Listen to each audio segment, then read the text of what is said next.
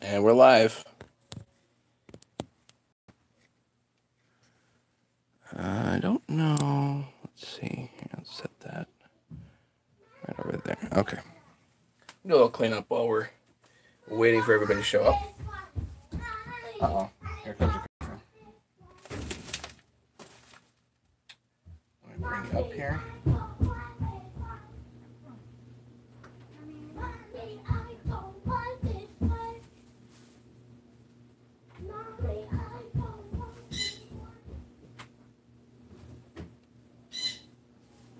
Two people.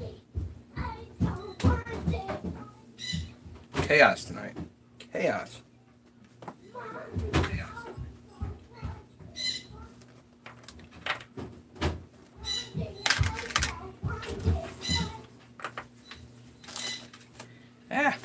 Chaos.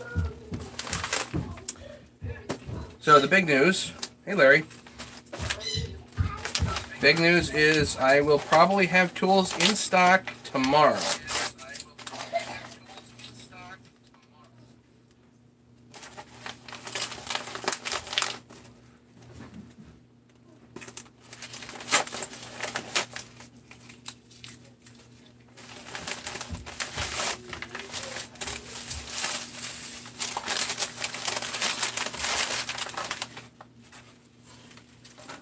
Every once in a while you find something on eBay and you're like, you know, I gotta buy that. So you do.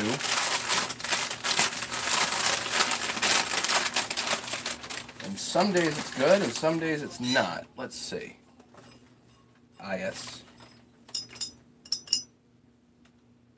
394 flywheel. It's got some dings on it, but that is going to be just fine, if and when I need one.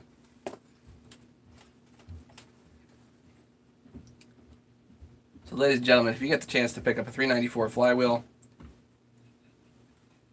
for 40 bucks, do it. Yeah. Hey, Gavin.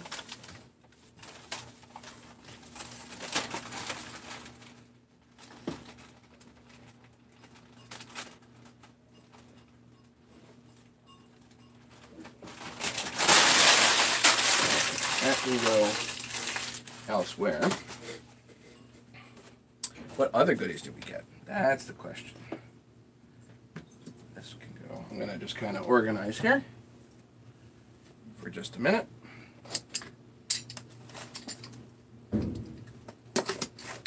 I'm still significantly under the weather, and I'll apologize for not coming on last night because this package didn't show up until today. It didn't show up last night. I was really also not feeling like it last night, but whatever. This package was supposed to come last night.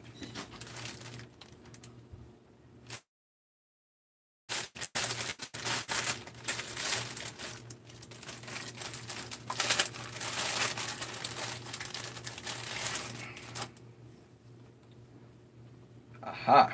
So I have a new old stock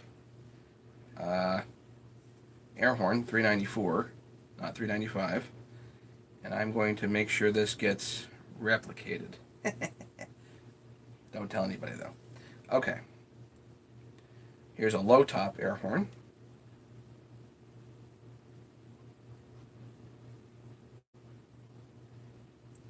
I will need both of these.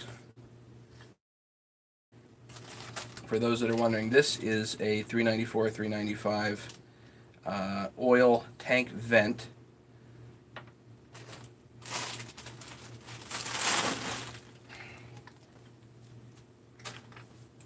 And the pièce de résistance, 394 crank.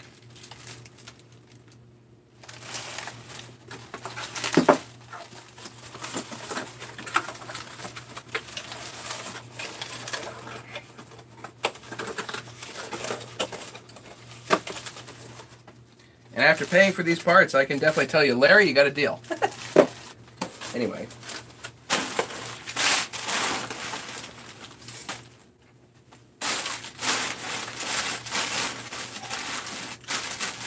Thanks to Dustin for hooking me up here. Let's see how this one looks.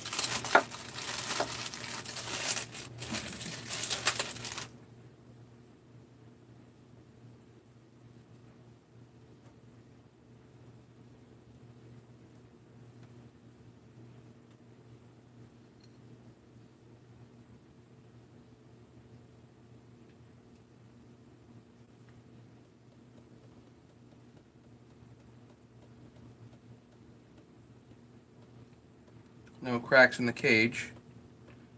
That's tight. Okay, that's fine. That's what we're looking for. Adirondacks. Oh yeah. Love it. All the shipping agencies. Actually, tomorrow, I got to drive down tomorrow and get those tools personally, but whatever.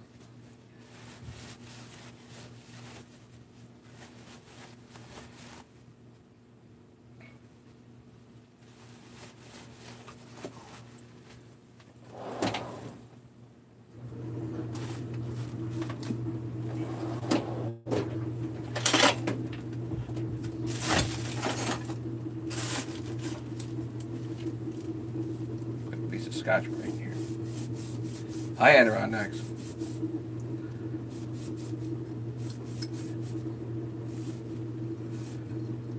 Sold you $288. Did you get good money for it?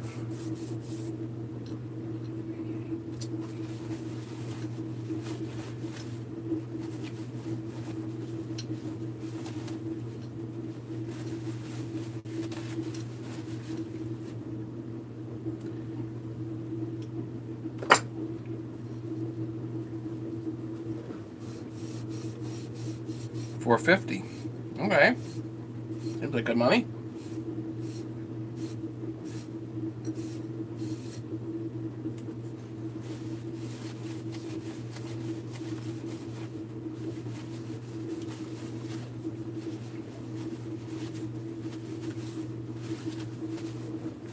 Clean up here.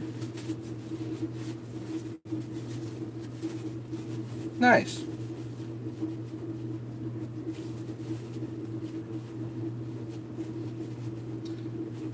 So do you now have some freed up funds for a $394? Sorry, oh God, Larry, I couldn't help myself. Couldn't help myself. It just came out.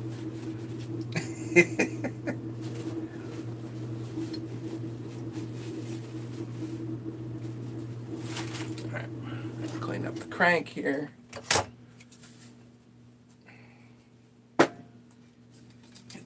Brake cleaner.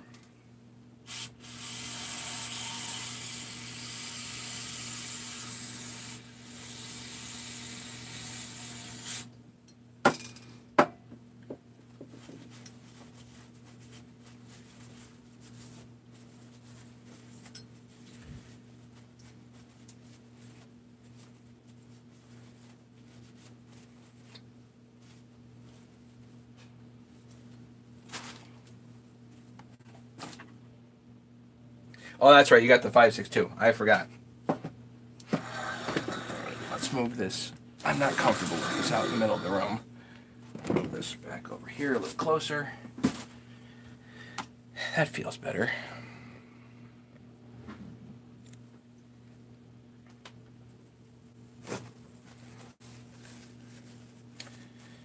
Don't worry. We're going to get to putting this together.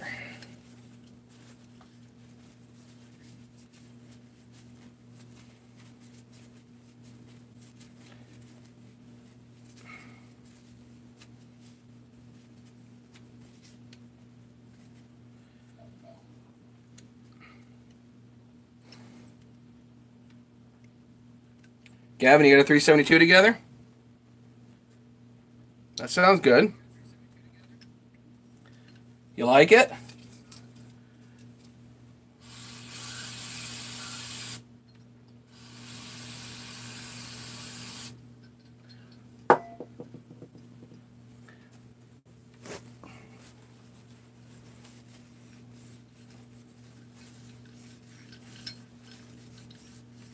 So the big news is we got tools in stock tomorrow. It's coming. I gotta go pick them up. But it's only gonna be short-lived. I've got a whole pile of stuff coming tomorrow. Yeah, it's gonna be short-lived because I've got one thing that's gonna kind of hold me up from selling a whole pile of kits. But whatever, we're getting there. Learning curve to put it together. Yep, it is.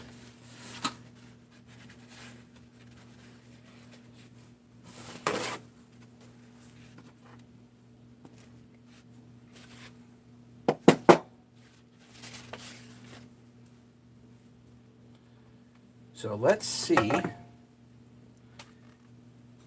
if this tank vent actually fits in here, because it should fit from the outside.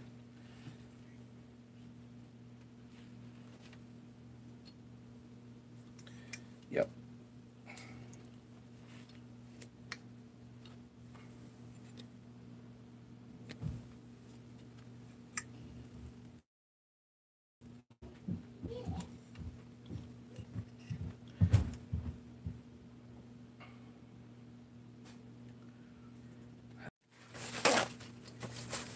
This crank came from Dustin. Am I live? I'm still live. Okay. This crank came from Dustin. So,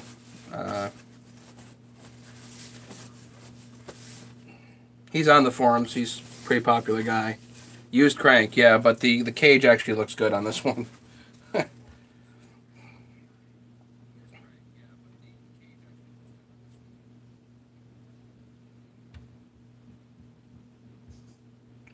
Just got to get that vent in. Something that'll tap that down. That's...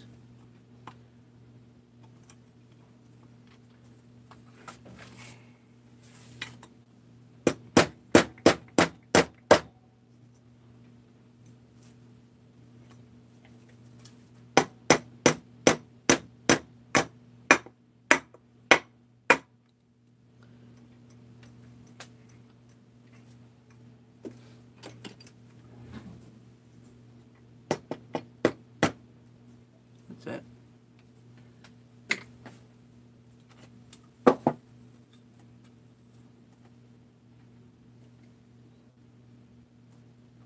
Okay. So now we have the right tank vent in here. Somebody was complaining about that before. It was the wrong air filter, by the way. Oh! Is that the saw where you put the air filter on and it just shut off?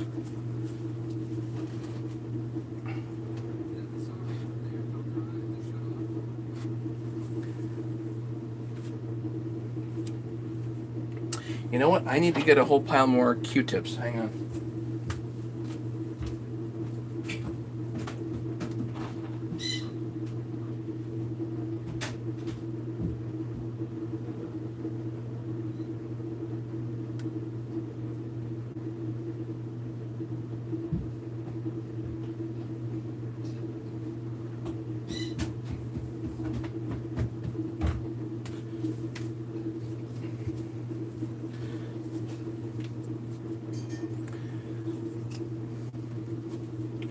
High top and low top air horn here. I'll show you.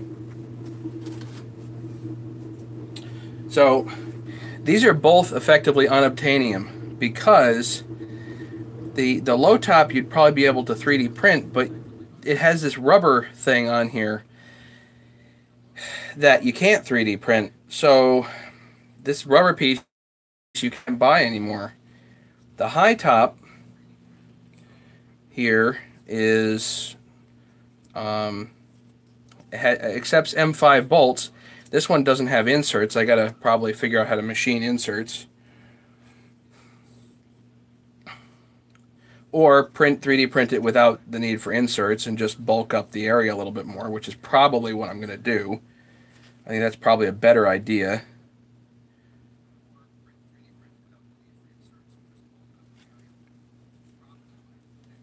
But that's this is low top, this is high top. The low top air horn, uses the other the lower profile air filter, same as the 262. The high top air horn uses that big felt filter. It's actually arguable which one does more flow, but whatever. Some people like low top, some people like high top. The low top has the benefit of the filters are cheaper, but whatever. Does that help, Larry?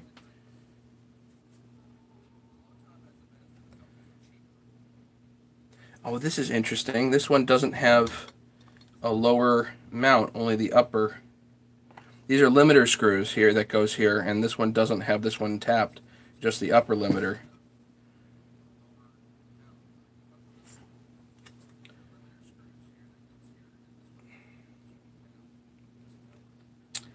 Oh, seems to me we're also missing these rubber bumpers.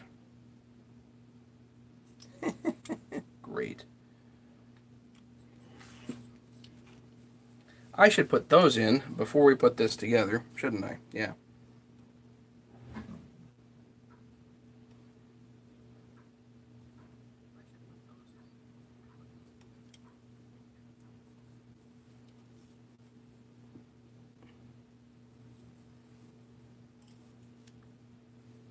Well, Larry, I might know where you can get a low top air horn.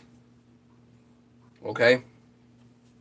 I'll email me later and remind me of that. All right.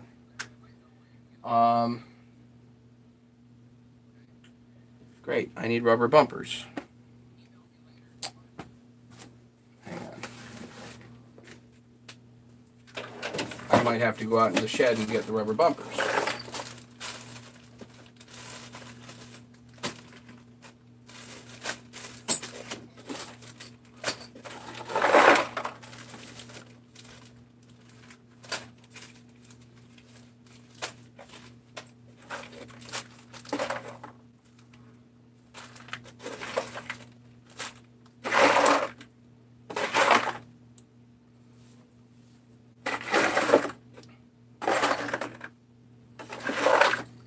I'm pretty sure I have, but they might be hanging around with my 372 stuff.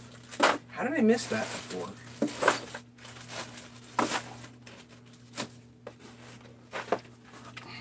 Let me see if I have any in with my 394 stuff.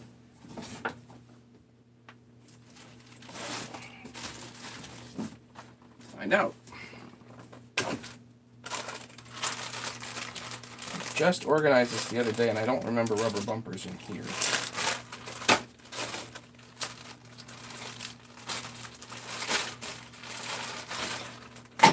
And these, the rubber bumpers that actually go here, are easiest to get if you get the new ones. They're kind of hard to reuse.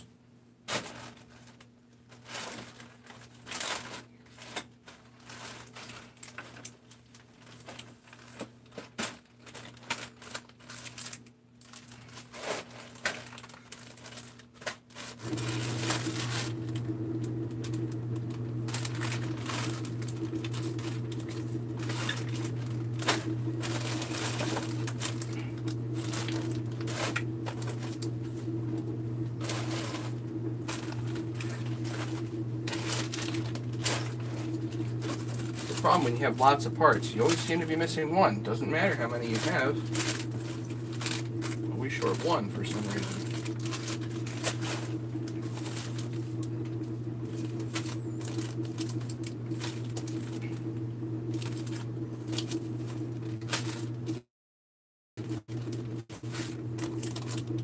But I'm pretty sure I ordered some, and I might have put them in here. If I did, that's great. I don't have to run out to the shed.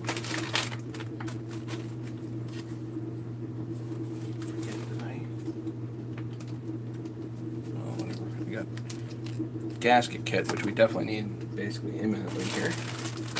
We'll put this together.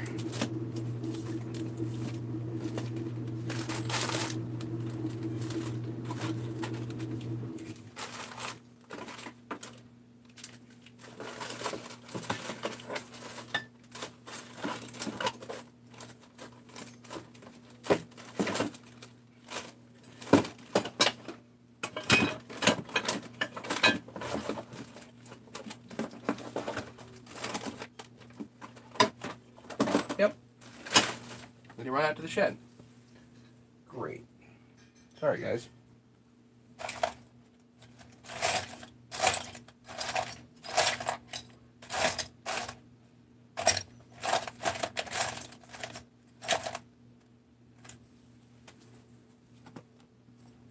Yeah, the crank's going to be good. If I went online. No, you won't, Larry. You're not going to find one of those online. Not easily. Do I get your homework? No, James, you'll be fine. I just need to run out to the shed really quick because I got to pick up some rubber bumpers. Rubber baby buggy bumpers. Those rubber bumpers.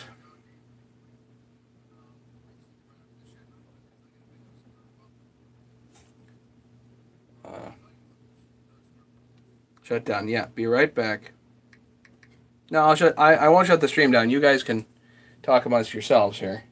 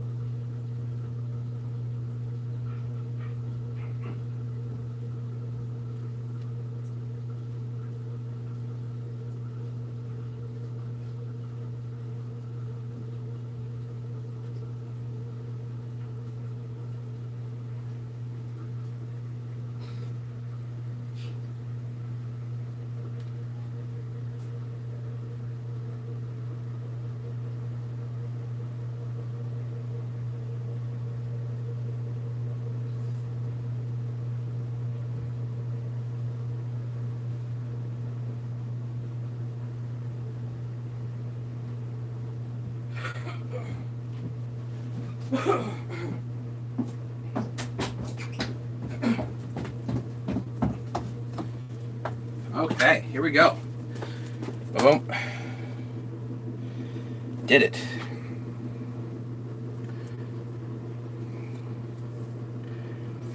Alright, we go live again. Let's see.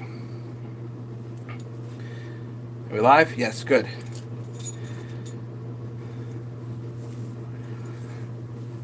Okay, so good news and bad news. Good news is I found one, but how in the world do I only have one?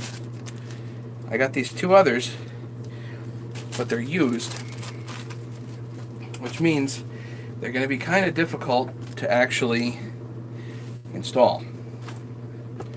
So let's do the easy one.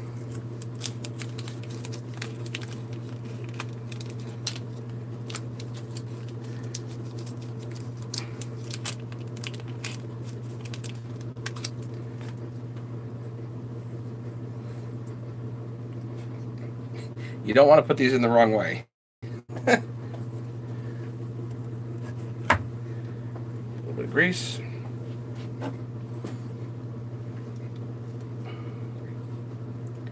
you basically grab on that tab and pull. Bring it around a little bit.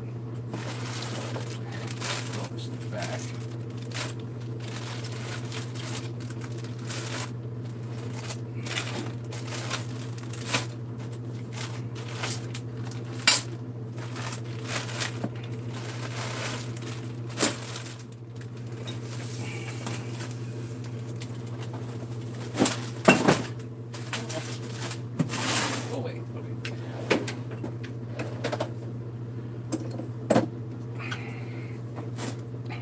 Pliers, you pull up and you wiggle this through. Boom, done. And now this bumper is ready to go. So no problem there, right? Just clip that off. Boom.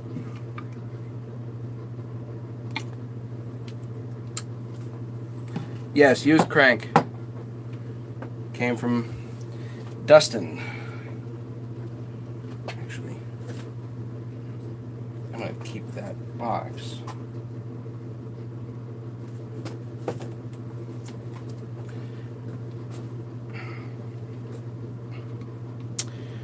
All right, so let's get the other one. Now this one's going to be a little harder.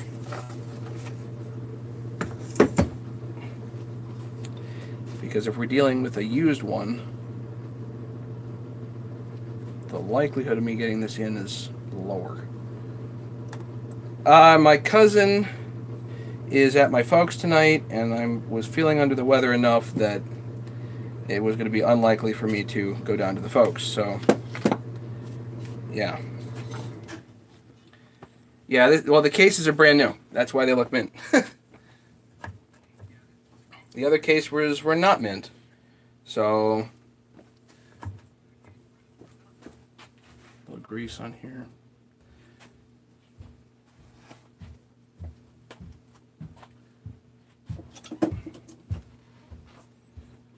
By the way, if anybody's interested, my cousin has a YouTube channel of his own. But what he does is he does old movie reviews.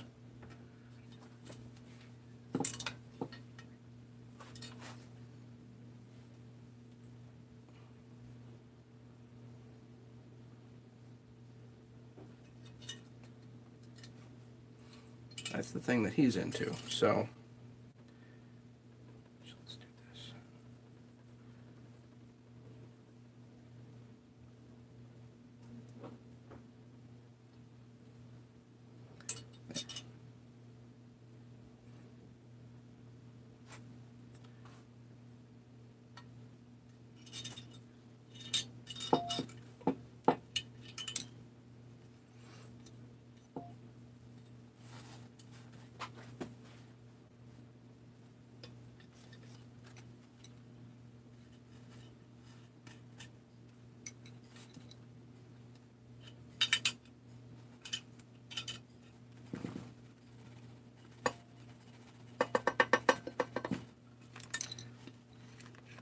See, these, a little more of a pain here.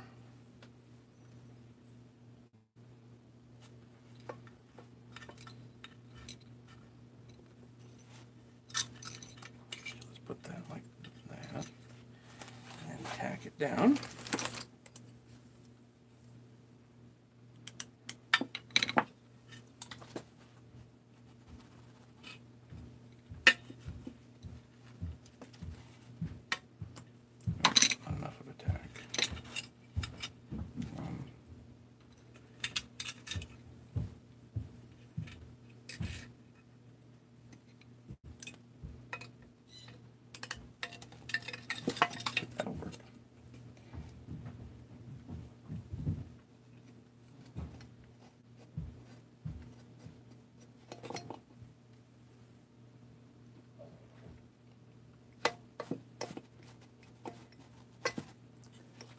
That might be better.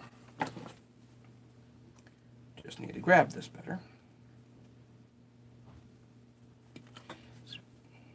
I swore I ordered more of these.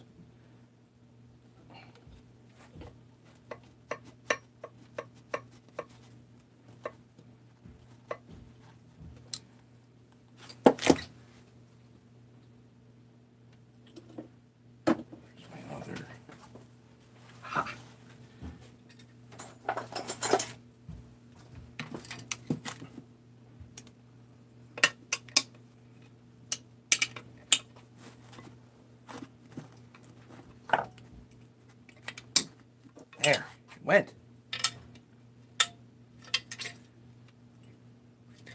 There's your rubber bumper. Whew.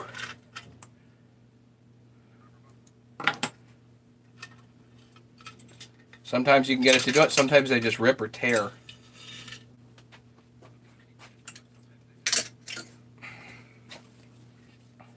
So now we have 2 rubber bumpers.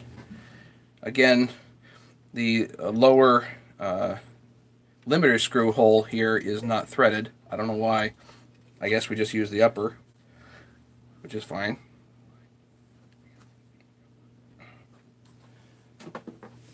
Next time I'll order more of those. Okay. So let's just, I guess we just clean this, make sure this is all degreased, these surfaces, and then put them together. Yeah, hard work. Well, it's much easier to do them when you have a new part. This is a used part. It's so much easier just to have that tab on the other end and then clip it, but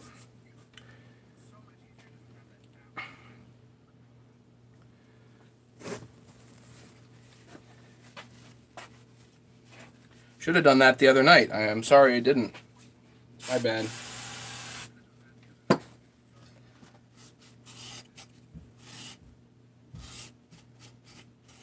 I cannot possibly imagine that there's a whole lot of debris on here because this is brand new cases.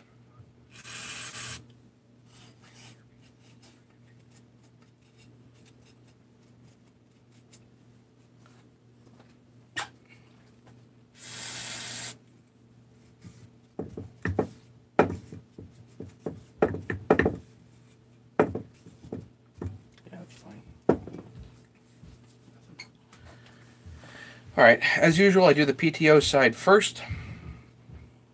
I haven't done assembly in a while, so you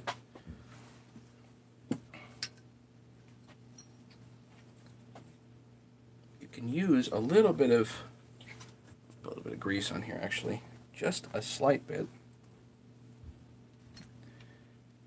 The PTO crank, side of the crank goes in, and it doesn't slide in. You need to use the tools, so I'm going to get the tools. Anybody here tonight haven't seen the tools work before? Anybody here? Raise their hand.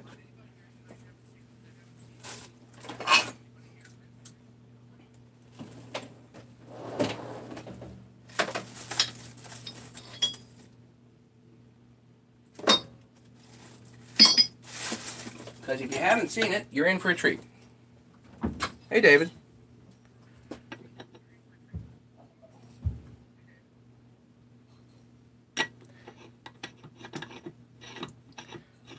So you put the crank in.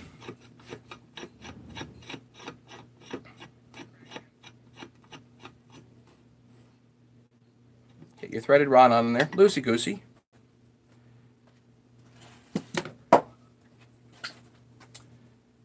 Then we need a large sleeve. Not that one. That won't work.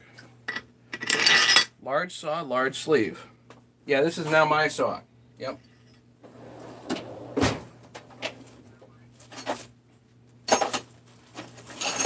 Still waiting for the guys to buy these other saws. Hanging out, you know.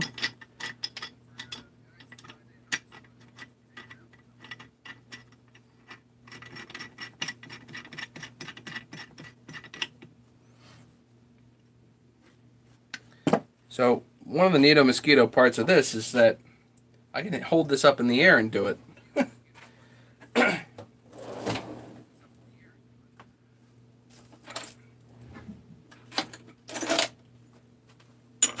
A washer if you want, you don't need it.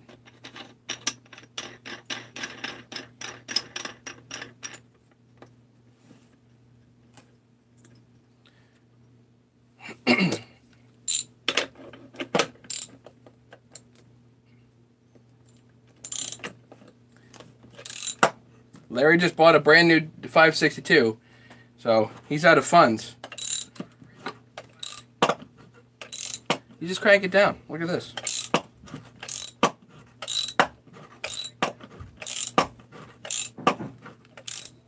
I will have tools in stock tomorrow. Toolkits.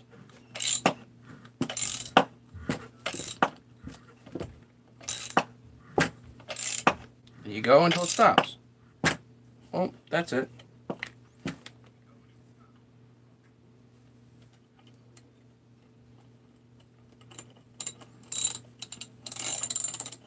Undo it. Boom.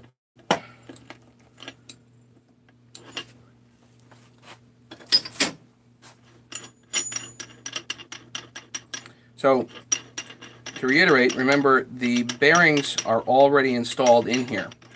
So, from the factory, you want the bearings pre-installed, for you. You don't want to be trying to pull bearings in with this thing.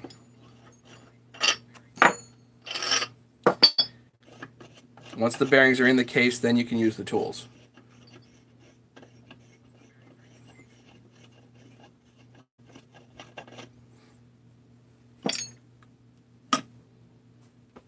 David, don't pressure Larry too much. He's already picked up a whole pile of parts for me, so I'm a happy guy, and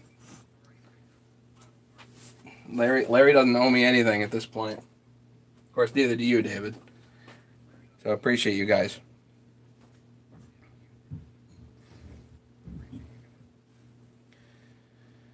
Okay, what's next? Let's get the goop out.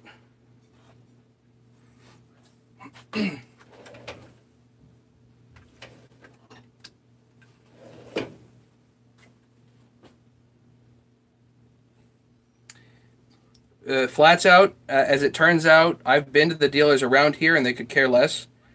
And the reason is most of the big dealers are not doing rebuilds anymore.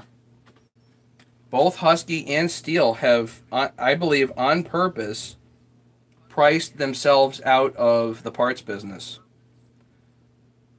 By the way, it's a fascinating discussion, but I honestly believe they have priced themselves right out of being in the parts business. I don't think Husky and Stihl want to be in the parts business. I think they just want to sell saws and call it a day and never see them again. So they really don't want to do rebuilds. And if you go through and do all the pricing and everything for all these things and figure out bearings, gaskets, seals, the whole bit, and then shop labor, you're into a new saw anyway. And I think that's on purpose.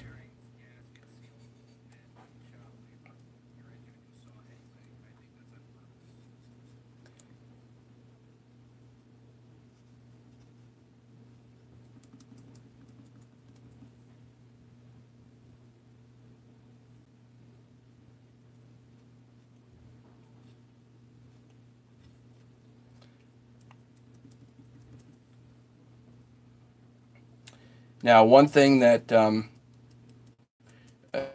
Sean Carr is a builder, and he works on a lot of saws, and he's done some welding for me on some of the cases.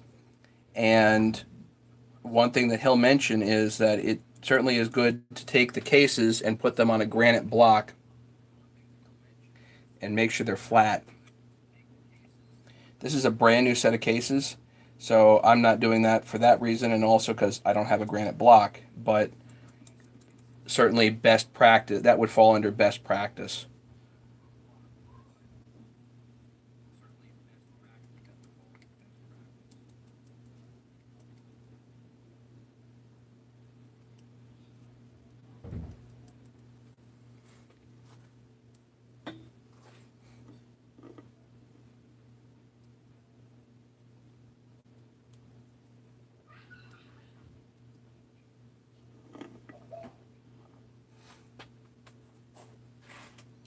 I just put enough goop on here to effectively take the shine off the metal. You know?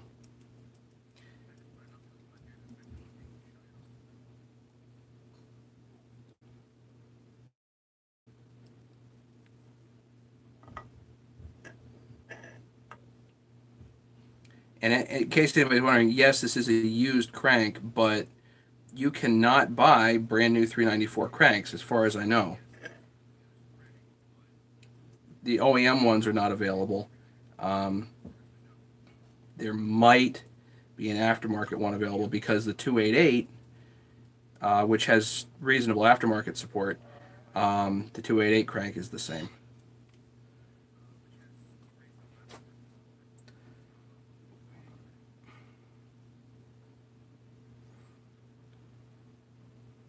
Everclear, yeah. Okay.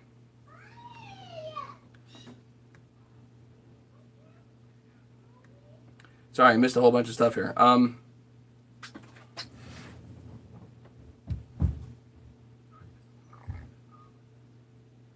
Yeah, the dealers are all about throwing saws away and giving you new ones. They're all about selling new stuff. Climax Moonshine made by Tim Smith. Okay.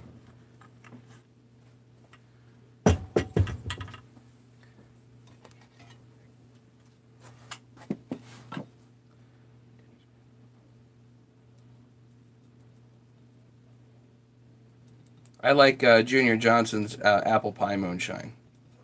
If I'm having a straight drink, that is the straight drink of choice.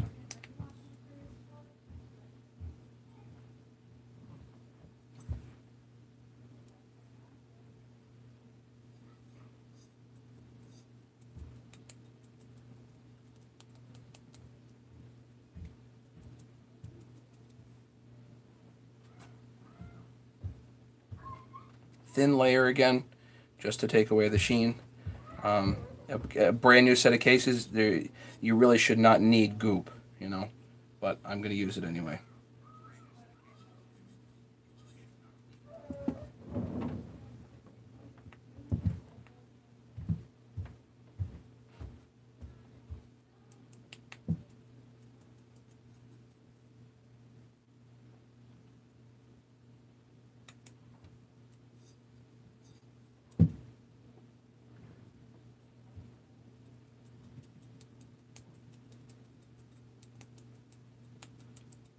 Crucial spots. This is the longest span up top here. And right here. Sorry. Right here where the gasket kind of comes together at the top.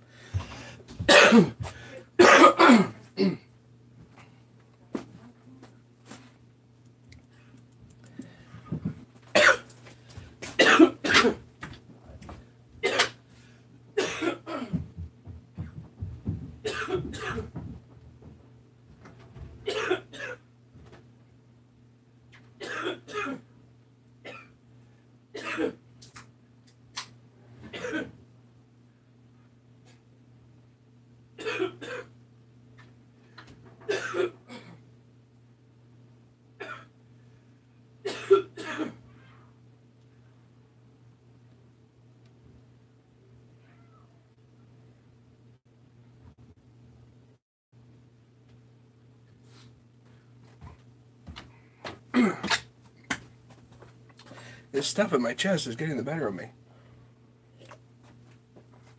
Man.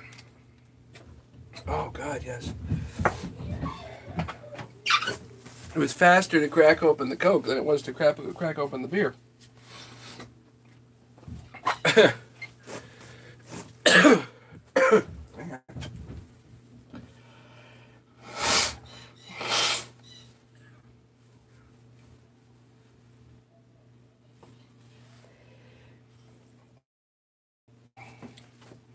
Sorry, guys. Wish I was feeling better.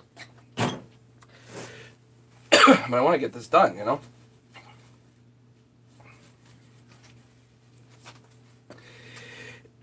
You know, I was taking the Mucinex, but it wasn't making me feel good.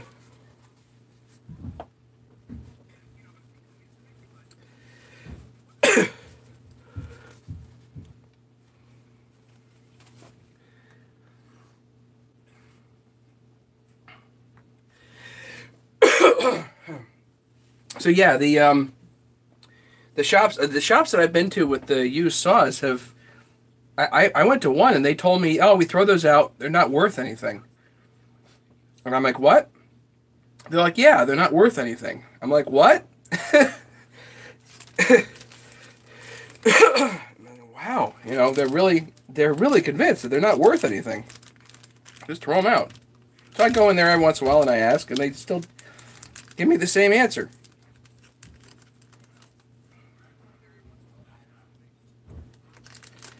All right, sleeve guides.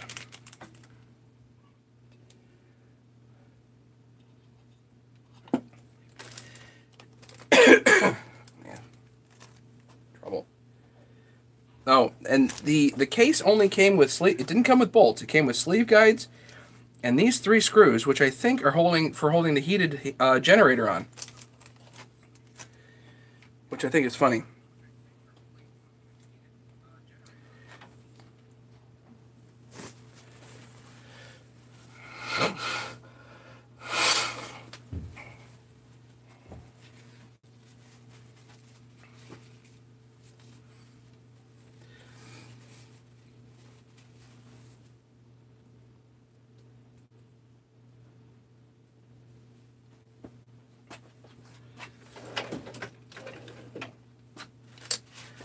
Where did I put down my 3 bond? Okay, looks like I need a little more. A couple of spots here.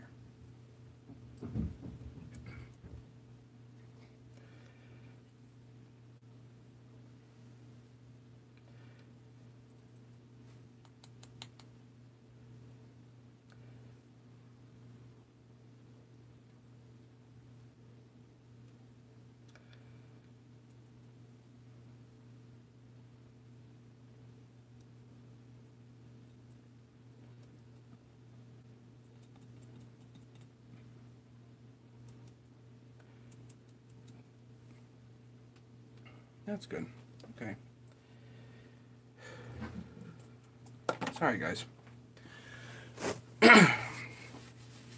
Still, that tickle is there. That's brutal.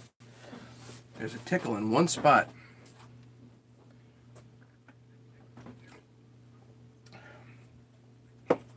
You ever feel like going in the back of your throat with a hook and just yanking something out?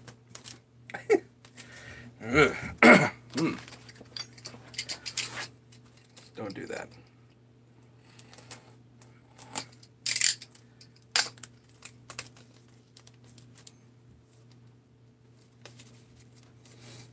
All right, OEM gasket set. Although I've had luck with the aftermarket gaskets too. I don't think these gaskets really matter.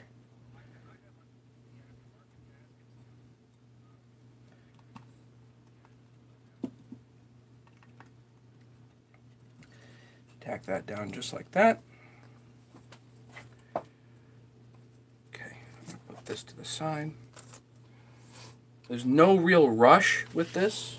I mean, if you're in a shop, sure, but there's no real rush with this. You don't want to rush this. Room here.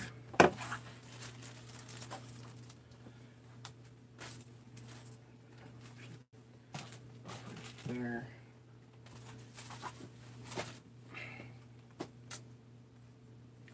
All right, now I need my other tool here.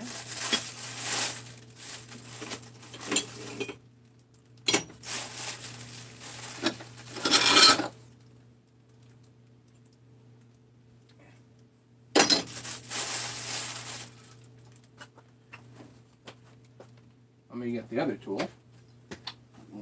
Whatever.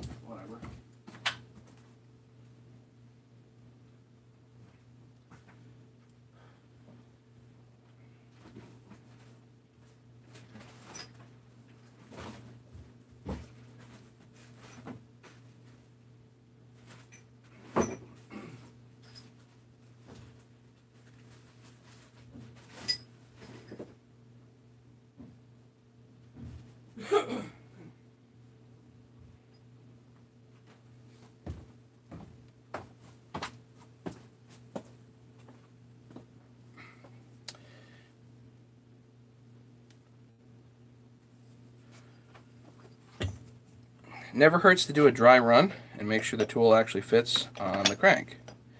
This is M10 by 1.0. That does indeed fit. No, this is not a highway set of gaskets. This is an OEM set.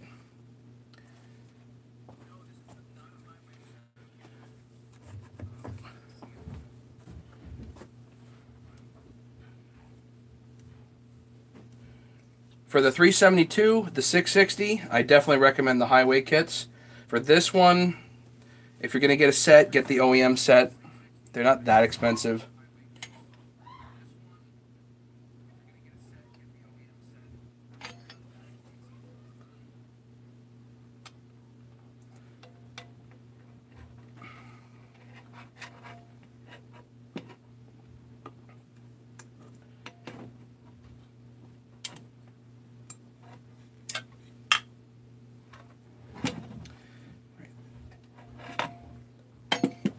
And this needs to be turned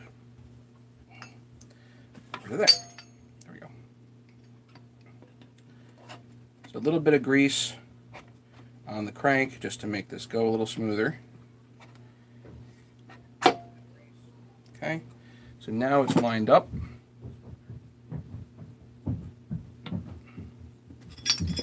You can put your sleeve on here. This is the threaded rod first. Now, do not use the small sleeve on here. If you use the sleeve that fits tightly, it's not going to fit over the crank. You're going to swage the sleeve bigger. You don't want to do that. You actually want to use the large sleeve. And if you're worried about all the slop, you can put 10 turns of electrical tape on here. But it really doesn't matter.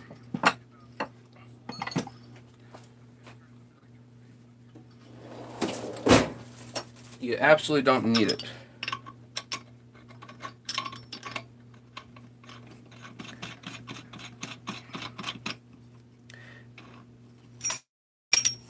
This is a handle, same as this, same idea.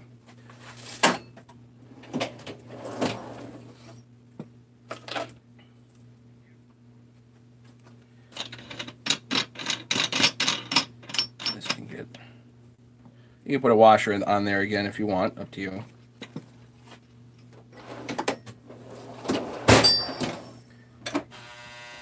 And you can either use a socket or a big wrench. Most crucial is going to be get those positioning pins in there, you know. Again, completely at room temperature. There's no heating things up. There's no cooling things down.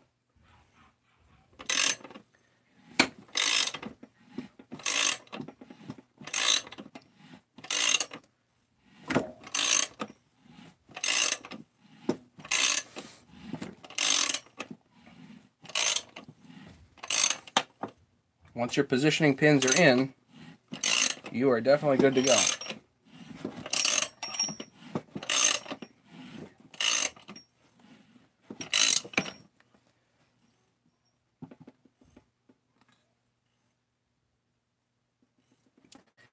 Now, what Craig Tim leaves this on there while you get the case bolts in, which is fine. So let's try that. Edwin, how's it going?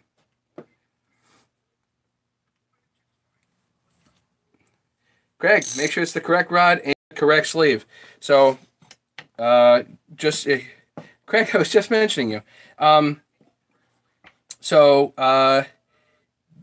This is the large sleeve, but with the small rod. And there's nothing wrong with using the large sleeve and the small rod, because the large sleeve fits over a crank that goes into a 6203 bearing. It's bigger. And I'll take this apart in a minute and demonstrate it.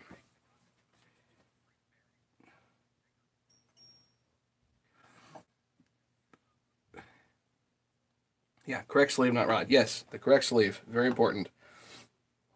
So I'm going to do what Craig does here and put the case bolts in. Right, Craig? Good idea? 18 people here now. Cool.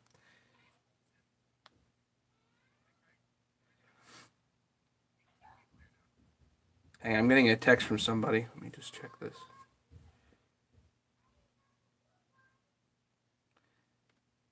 Oh, it's my boss.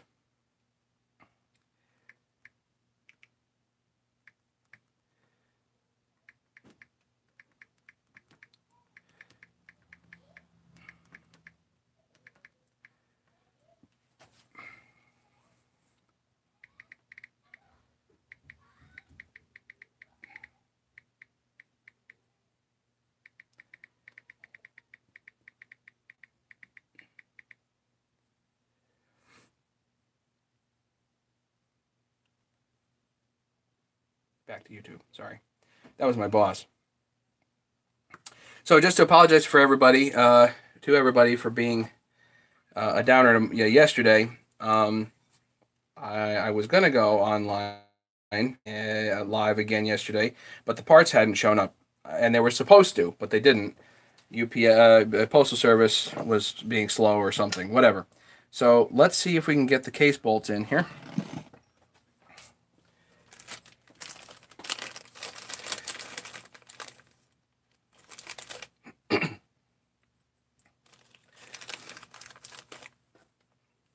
One.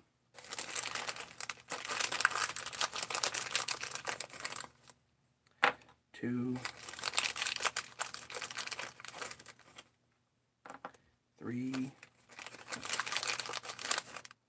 Four. And in case anybody's wondering, yes, I do just have these things lying around.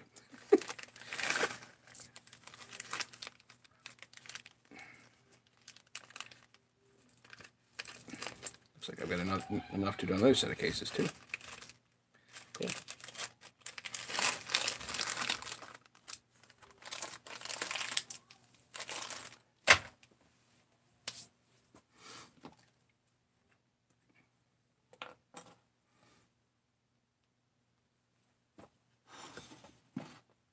Blue Loctite, and we're going to do 1.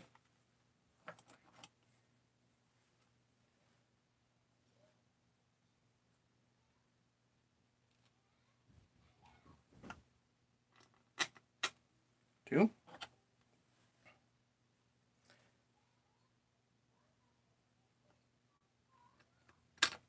3.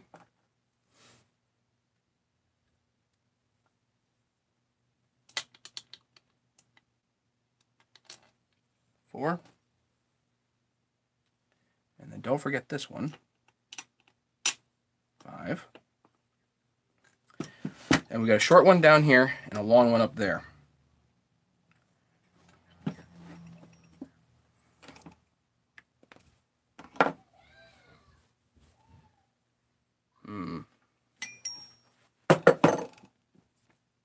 Too much stuff here on my bench.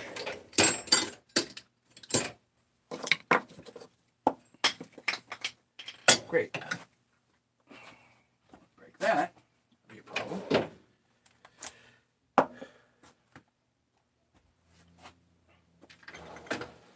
Anybody any questions at this point? Comments? Announcement is tools will be in stock tomorrow. I won't have a little bit of stock tomorrow.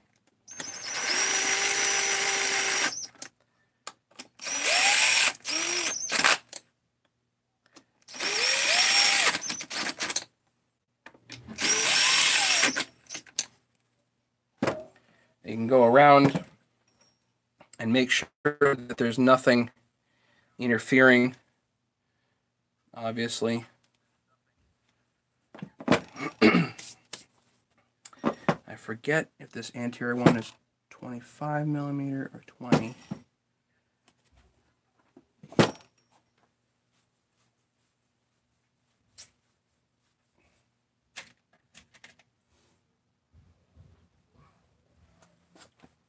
Without putting Loctite on it, let's see.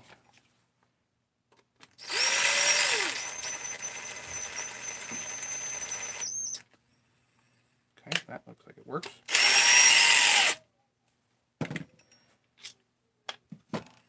The upper one is a little odd here, so we'll go over that in a second.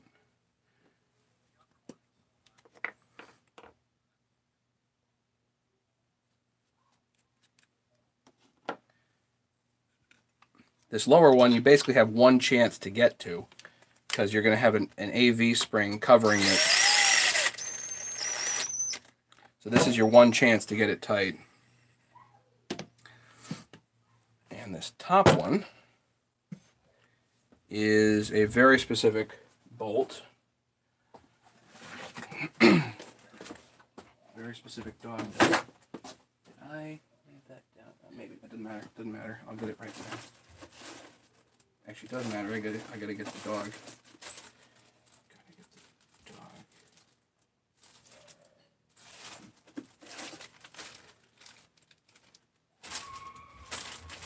those two.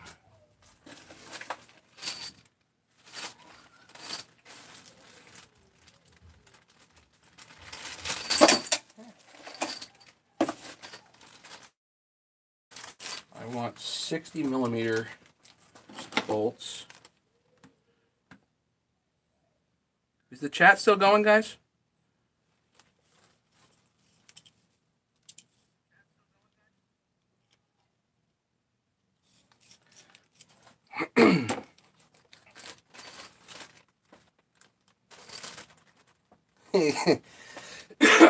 Hey Barry, I'm sorry I wasn't on yesterday. It was a bummer.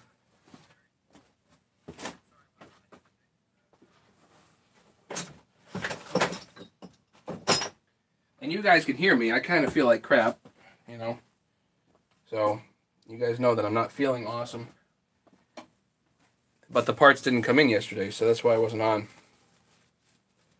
But very exciting. We got tools coming in stock tomorrow.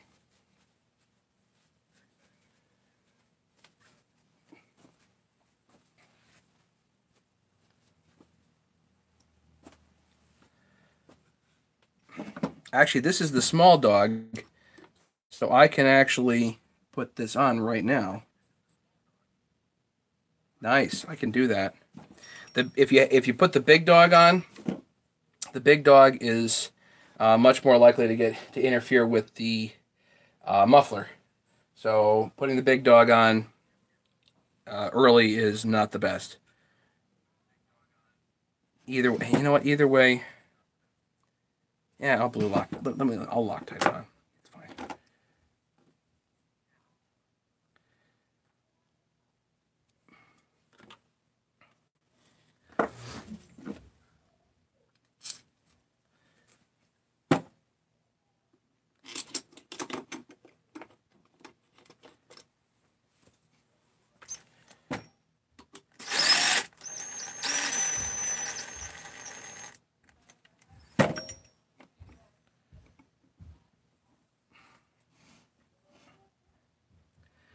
And for this one, I'm going to put a flange bolt on.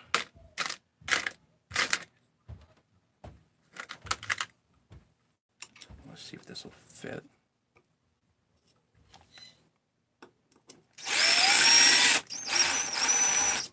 Yeah.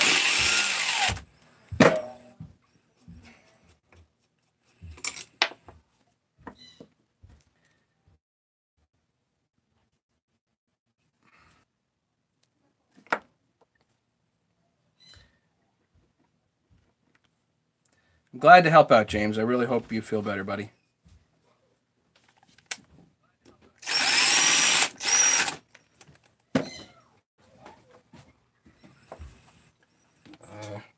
Okay, so now we can actually tighten these all down. The AV spring will go in there. That's no big deal. We can get that later.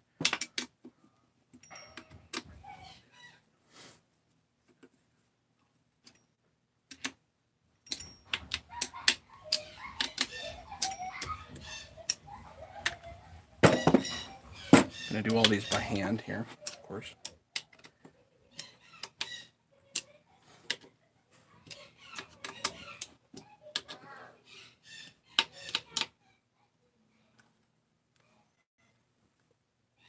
One, crossways. Two, let's go down here. 3, 4, 5, 6, 7. I did screw that up. I'm supposed to get this one down here. 6. Luckily the hole's here.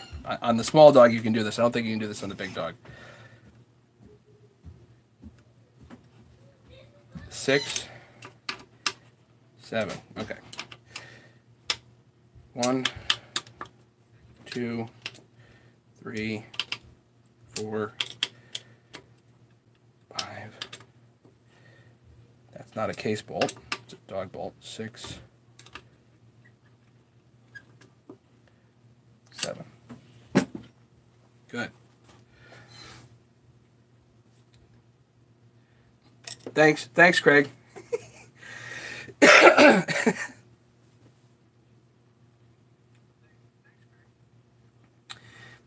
Can a chain brake be put on one of my John Deeres? I don't know, James. You have to talk to somebody else that's more of an expert on John Deeres. Definitely not me.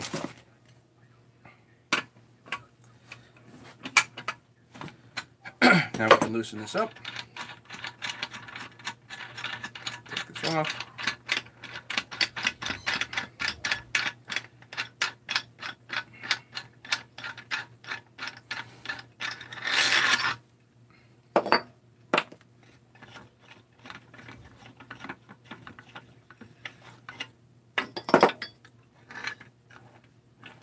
There we go.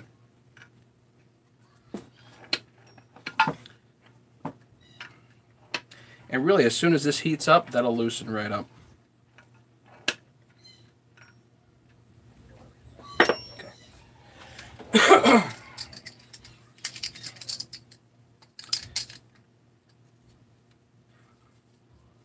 Razor blade to take the tabs off. Boom.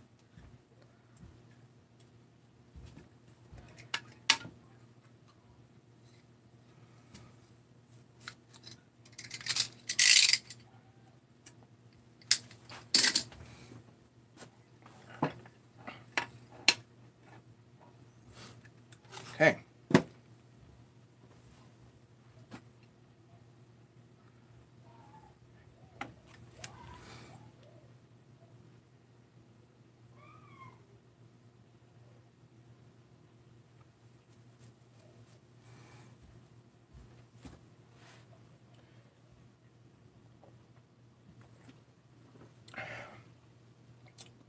Throat feels better. Good. Next thing to do is I got to get a squish on this because I got to see if I got to machine the case or not. I don't think I'll have to, but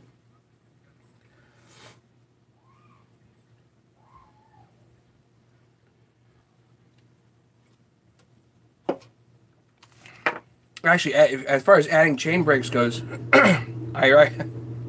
one of the cool ones that I saw was one of the old Poulan 25s or the XXVs or whatever the heck they were. I think Brad Snelling showed a picture of one that had a chain brake on it, which is a completely unobtainium part. You just can't find them. I thought that was pretty cool, though.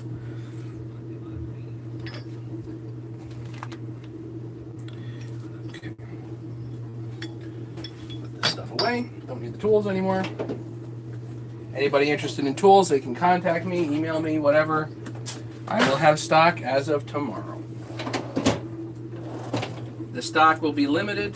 I think it's limited because I actually have only 6 of these total, and right now I have 1 pre-order, which means I think I have 5 left. So I have 5. Hopefully in the next couple of weeks that'll be extended to like 50 kits. But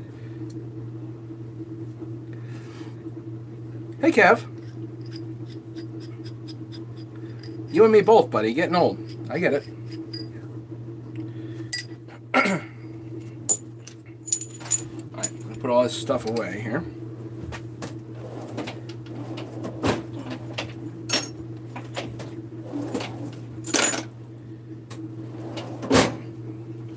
There, don't need that in a moment. Just kind of debating like what to do next. I guess if I get a squish and it's pretty close, then we can just build it. And the only thing I'm missing will be that high top air horn. And that high top air horn, I'm going to hopefully get 3D printed. So if we could do that, I could use this as the test subject for that, you know? Anybody wants a 394? Here it is. One of 2. There's this one and another one sitting on the shed. $700 plus shipping.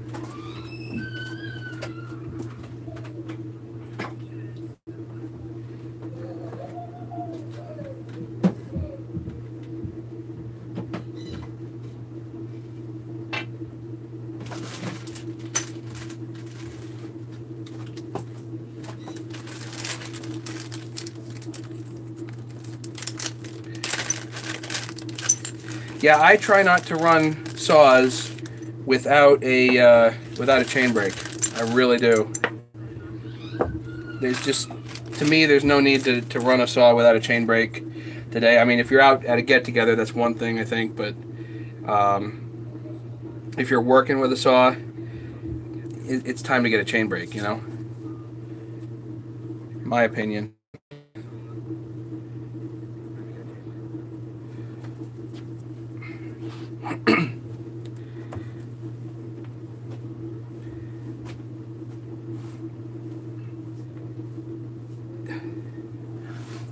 James, you know, you're welcome to try as much as you like on that front, you know. You won't hear an objection from me.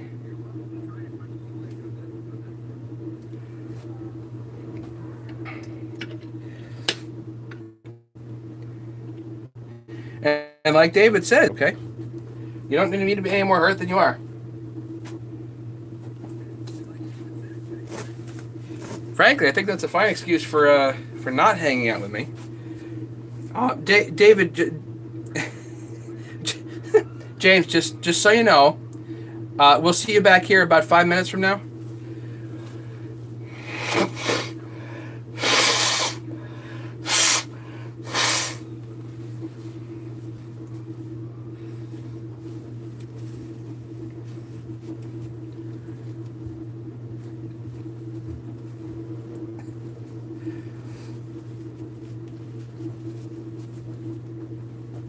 About two jokes or 2 minutes. Either 2 minutes or 2 jokes. Yeah, it's about 2 jokes for me. Maybe about 2 minutes for you.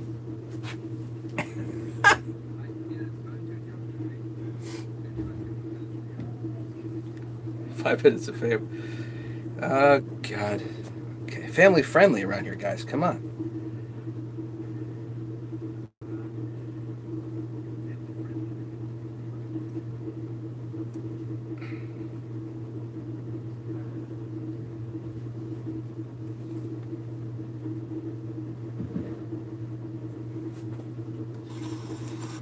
Be right back.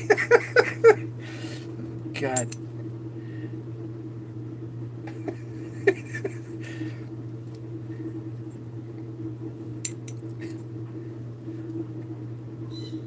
See, guys, there's a guy that's practiced up and knows how to get it done. All right.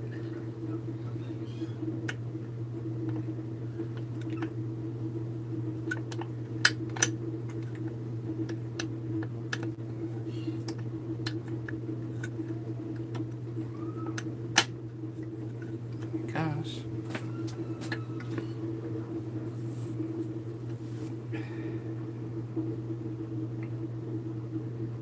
James, you know what the kids cost? Oh, God. Yeah. Actually, so far, like a lot of people complain about the diapers, but the diapers isn't the problem. It's the daycare.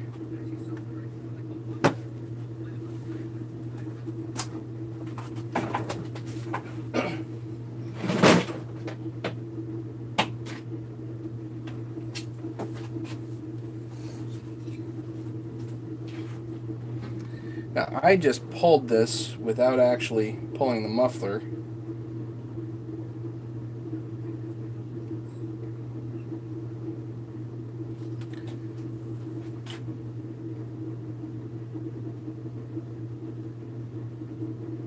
It's good. I'm going out to this end.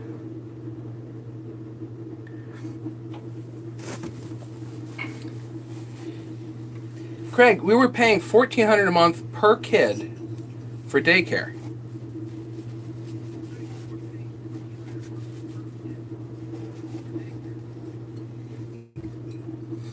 I think my mortgage is $1,400 a month or less. Stupid.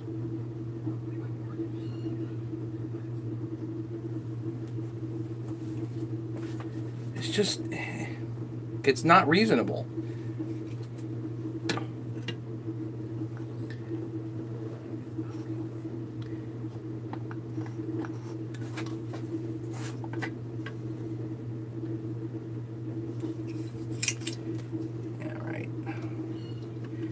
Just a squish check here. I gotta put these rings in, or I got to take the rings off, which neither I'm really looking forward to.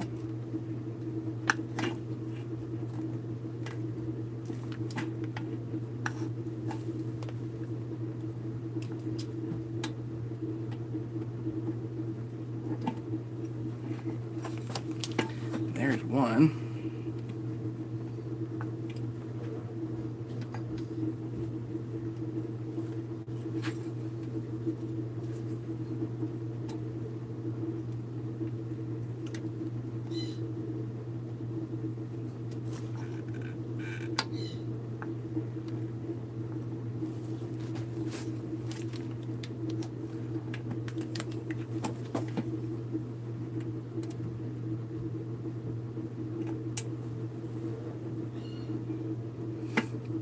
The first ring's usually pretty easy.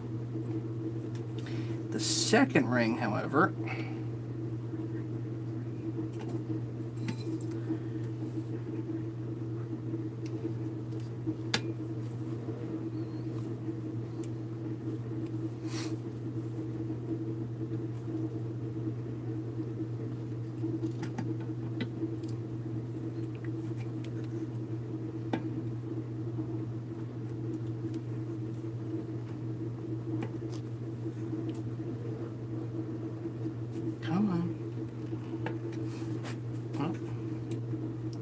don't break the ring. There. Oh, no, I had it. And then the crank moved.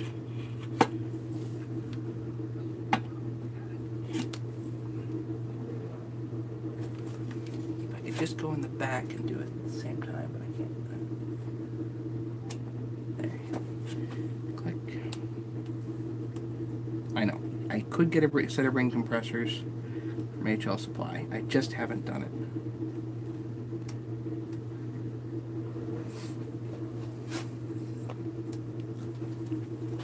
Don't ask me why. It's not a reasonable explanation.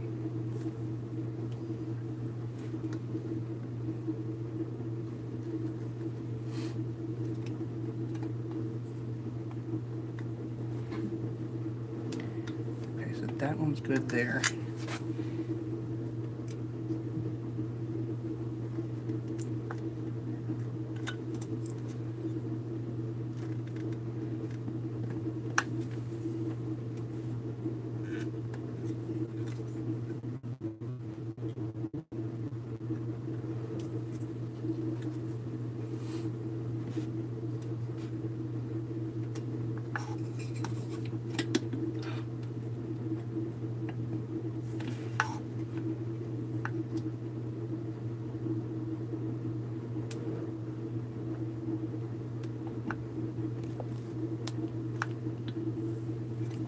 God, that was it. Come on.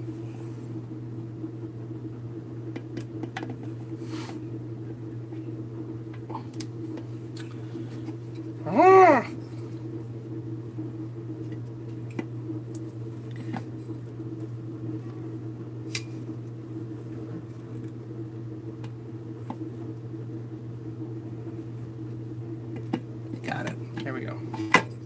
Jeepers. All I'm doing is I just want to check squish, damn it. And of course I forgot the gasket. Ah.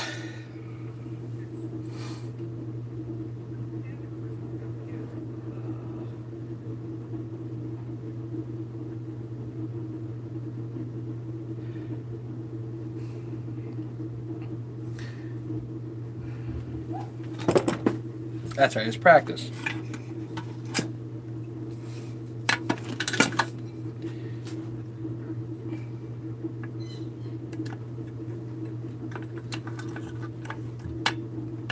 Take the rings off so I can check the squish. It's just easier.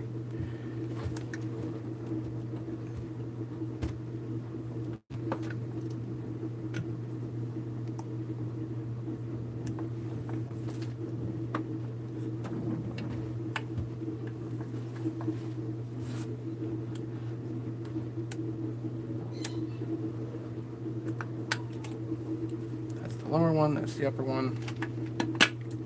Let's get the gasket.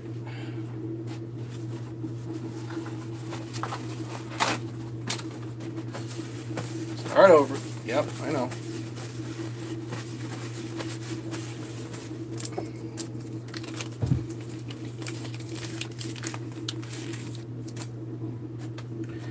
David, what saw did I break the rings on? Was that the, I broke a 220? The 200T. I broke it on the 200T, I think. That was kind of depressing, right?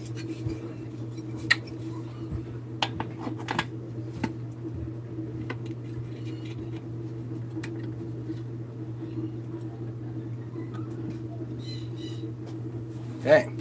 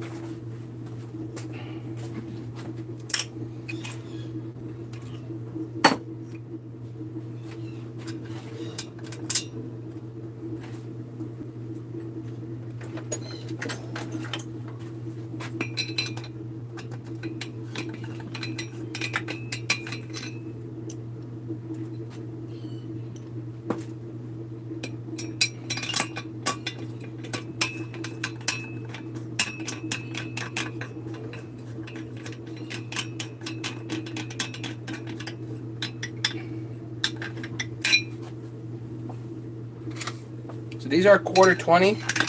What I think was this 3/16 head. 3/16 head.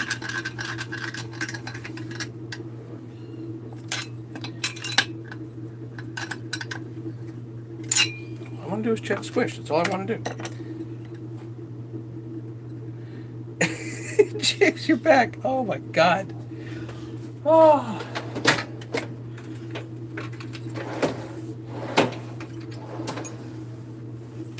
James, I tip my hat to you, sir.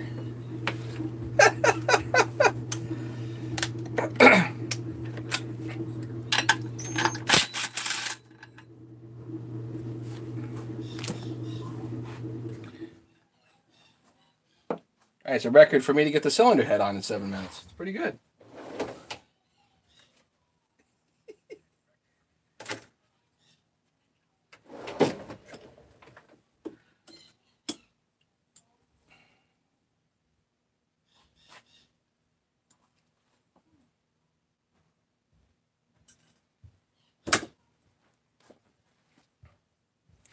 Alright, I need the flywheel and the Woodruff key.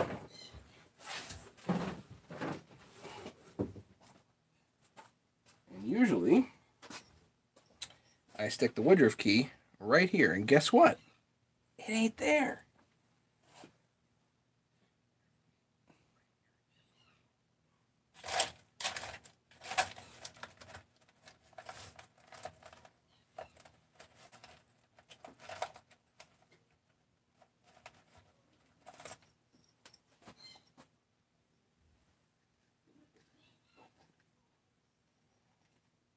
That Woodruff key is the wrong key.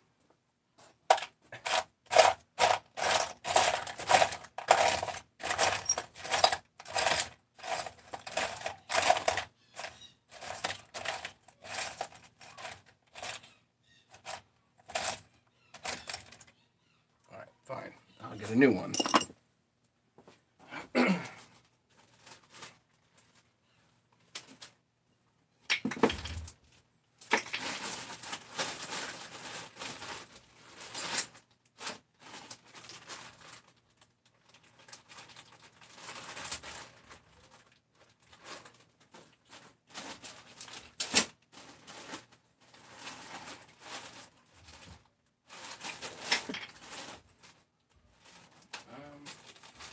Actually, it should be this flywheel stuff, shouldn't it?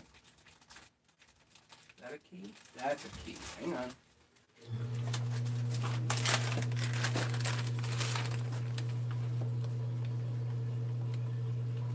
It's with my old caliper. I hope not.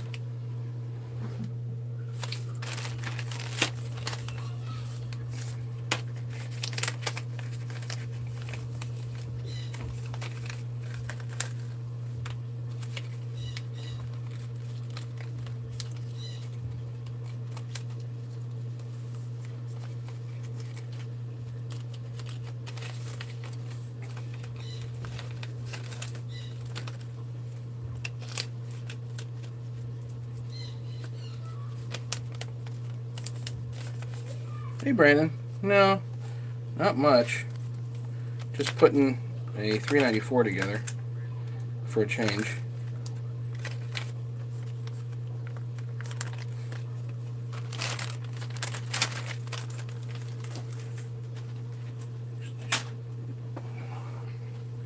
Woodruff key.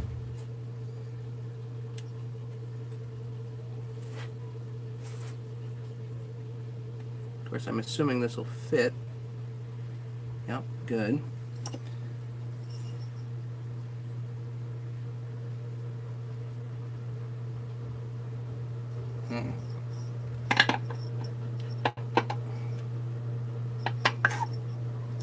Yep, good. Alright, it's not a head slapper. Just use the flywheel to turn this, that's all.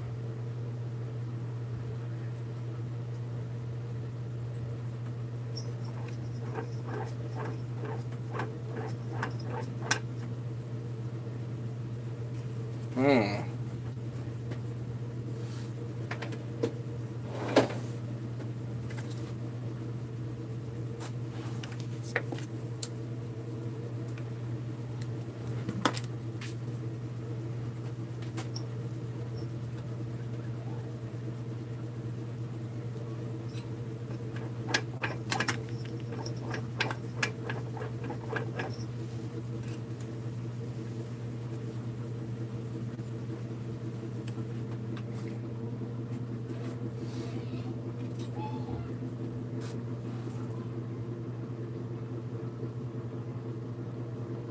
$25.32.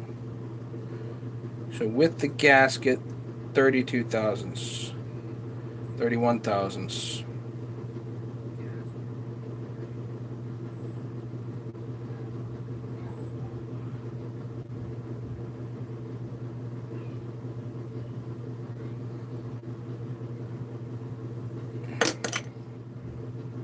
Let's make sure it's not worse on the other side here.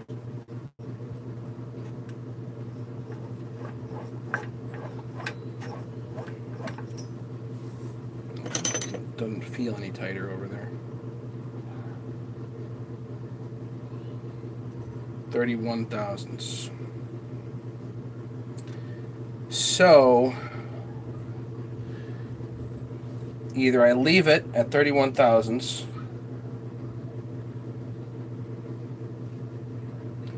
or I gotta cut the case by 11 thousandths.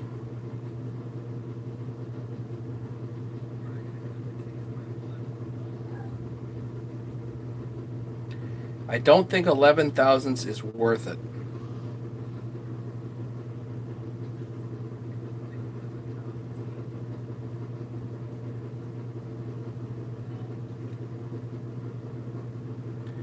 I'm pretty sure this is a OEM piston, and I know it's an OEM head because they don't make aftermarket heads. This was ported for me, and I'm redoing the build essentially.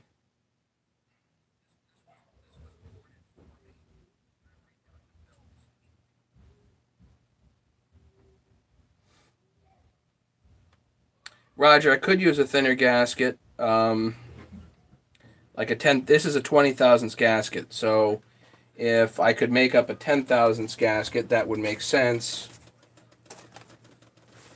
But I'm not so sure there's any point. I mean, this thing has plenty of compression, or it had plenty of compression before.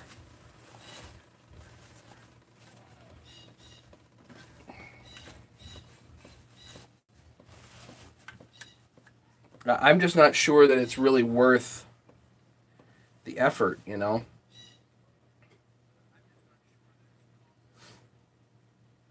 Because it's a considerable amount of effort just to get another 11 thousandths, you know, tighter. You're doing 11 thousandths, and the saw, this is not racing, you know?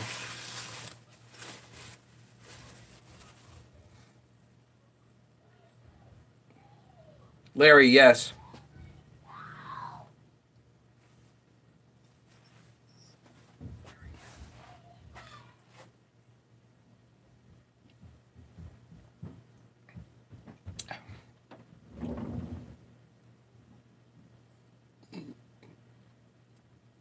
I think I should just goop it up and put it down,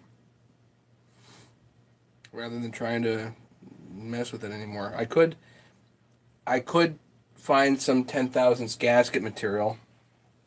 You know, I gotta look around here and see what type of card stock I have. But there are issues with doing that. So no, this is a pop-up.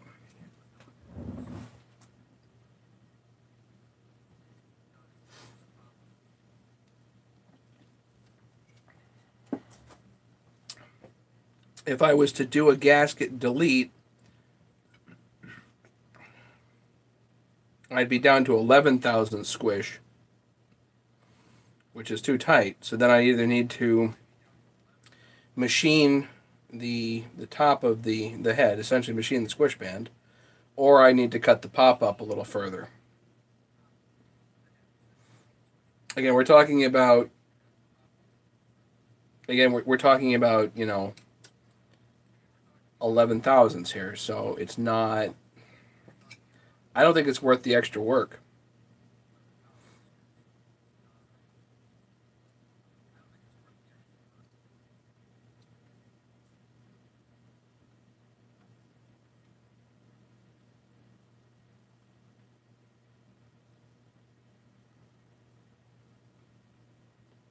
Yes, email, remind me. Okay. David says that you do. Well, let's put it another way. This one I'm keeping. So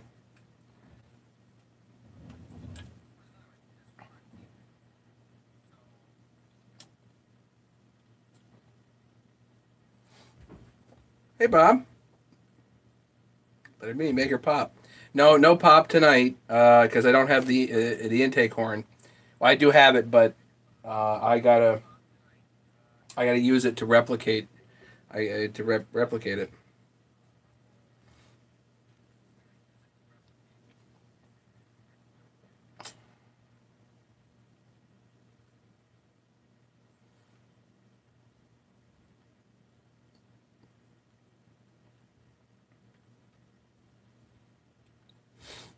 I know.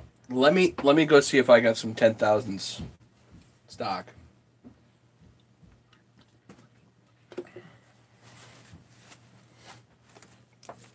Actually,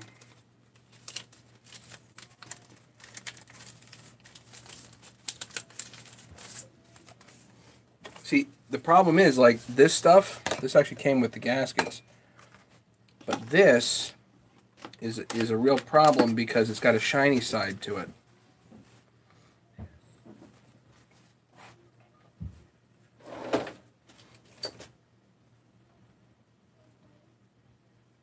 That's a little more than 20,000s itself. So that won't work. Like, you can't use something with a shiny side to it. It doesn't really work like that.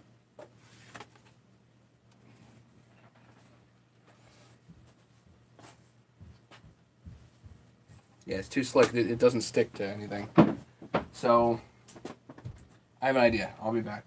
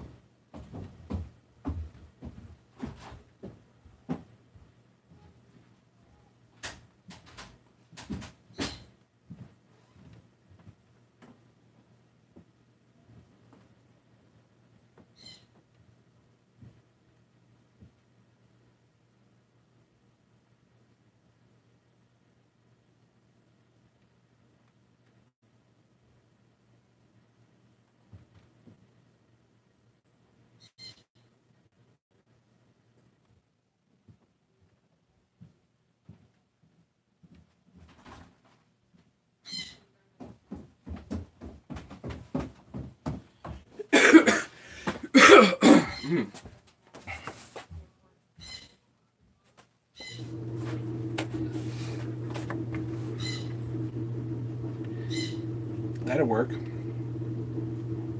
12,000s.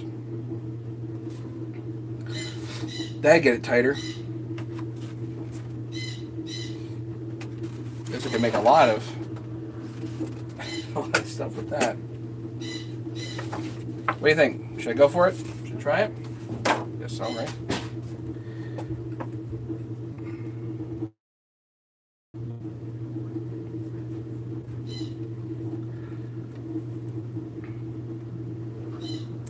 Yeah, I still have to call Eric and see what's up, because Eric offered to help with that, and I just haven't had a chance to call him. So I definitely need to do that.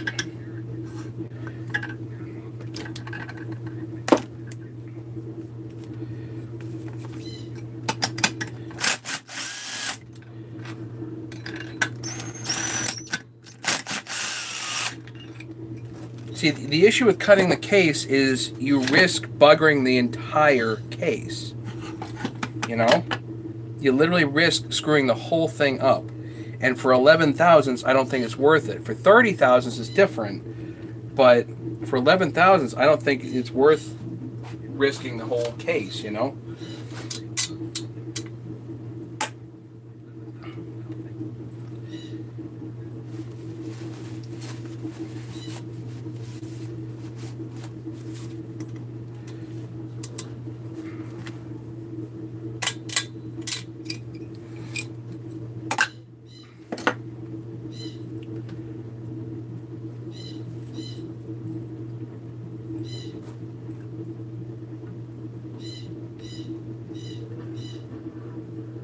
I'd say this is already a fairly...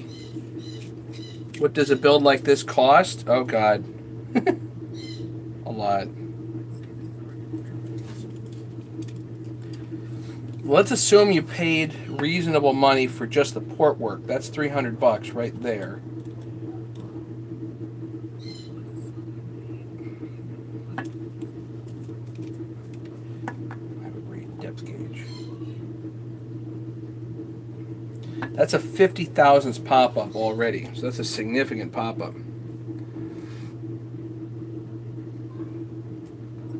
Yeah, don't worry. I'm gonna work at the 3D print stuff, guys. I just need to call Eric and talk to him a little bit. I need to see what my options are, and let's see where to go with that.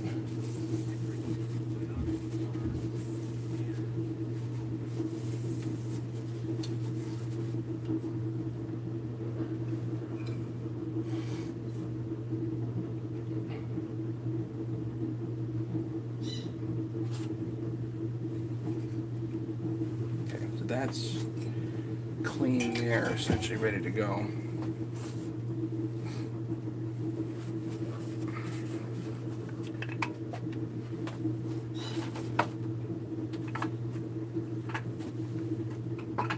Yeah, I know the auto parts store has it. I mean, I've got, this is cardstock here, and this is pretty, this feels like it'll be okay, you know?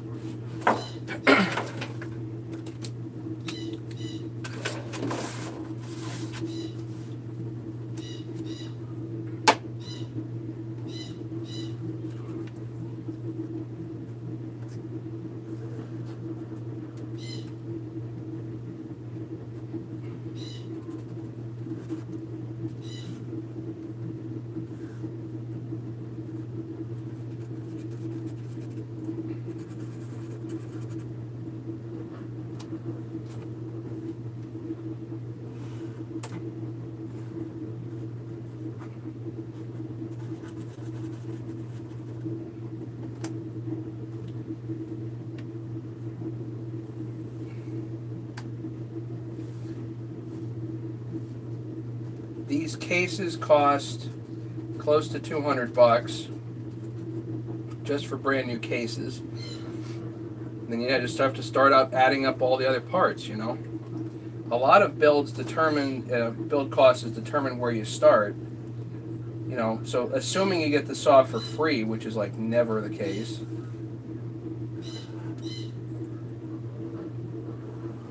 It's going to be a lot of money.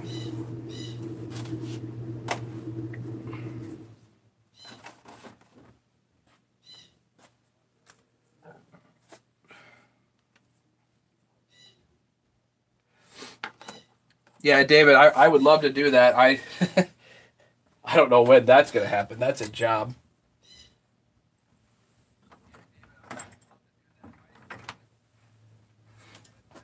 You need a much bigger 3D printer than you can imagine for that. So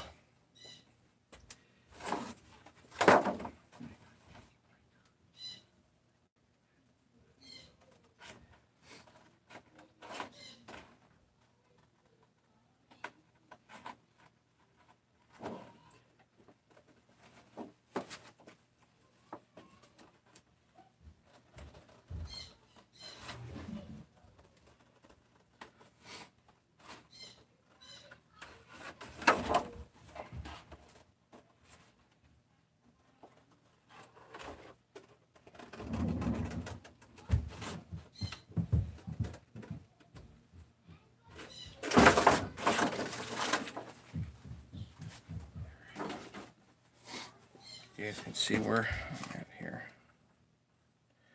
I had this traced out.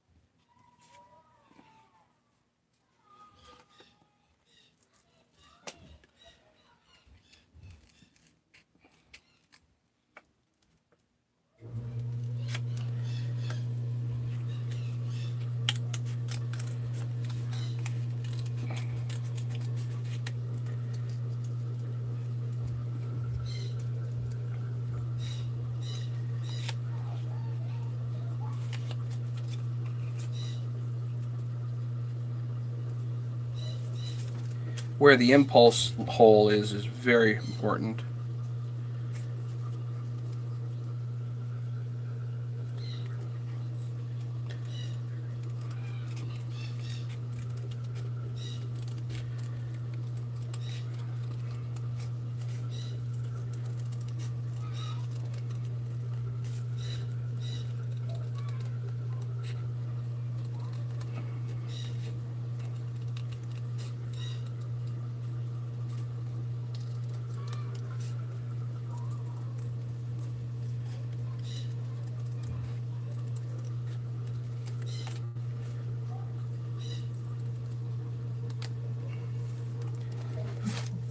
Would be nice to have actual formal gasket material, but this should be all right.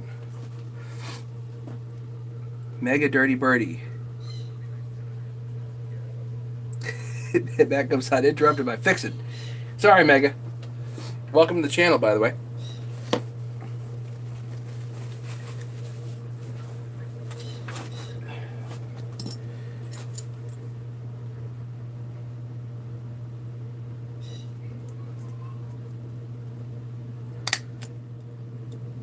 Good old-fashioned hole punch.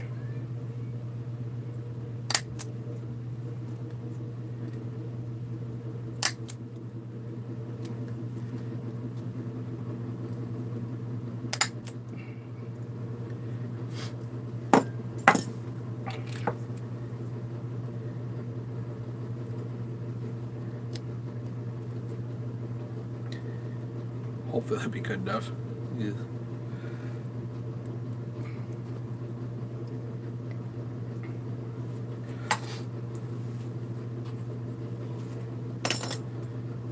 Alright, can't get too excited. Can't get too excited because we can't do this yet. It's coming though.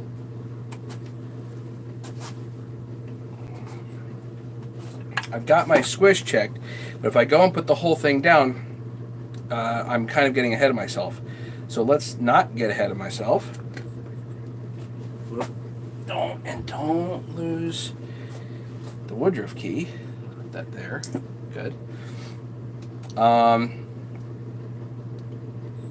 Let's do seals next.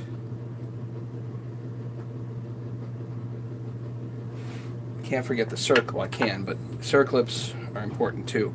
And there's one right over there. Okay. Let's do seals next. What time is it? 8:07. Not too bad. Meg, if you got any questions, please throw them out. I mean, we're just here hanging out tonight.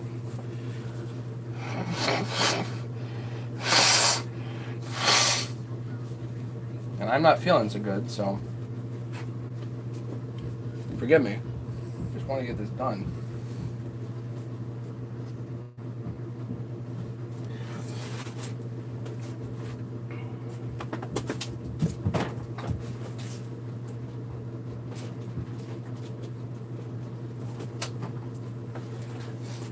She had a seal driver here. Check that out.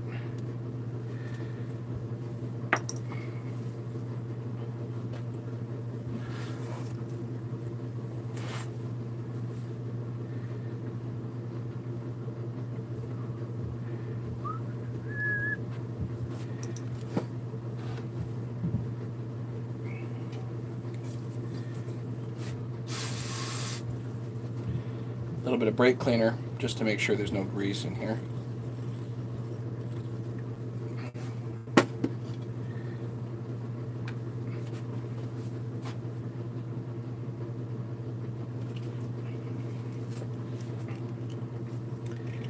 This is the Coke can trick.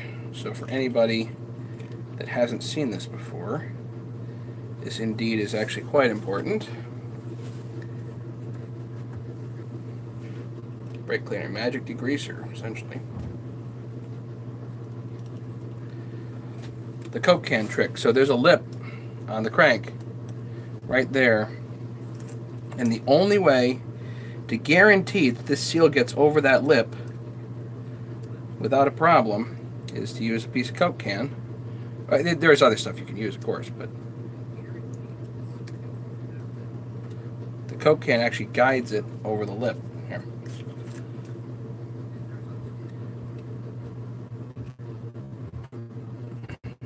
It gets over the lip, so that circular seal in there doesn't actually pop out.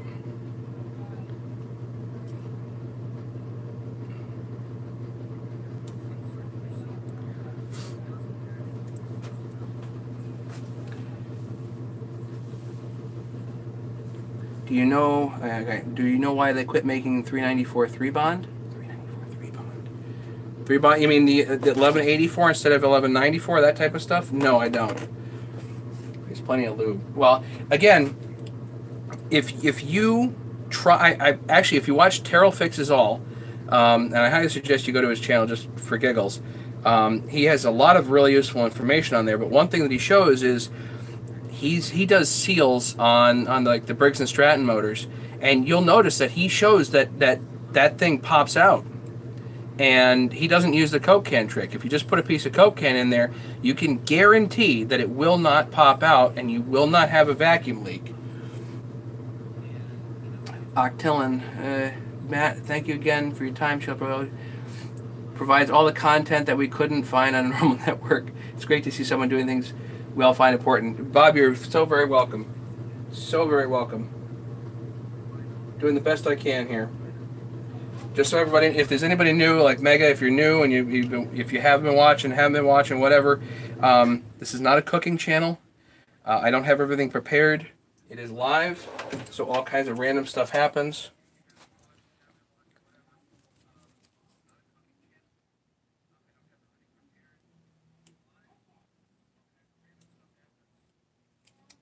And this is anaerobic sealer, by the way. So put on the outside of these things.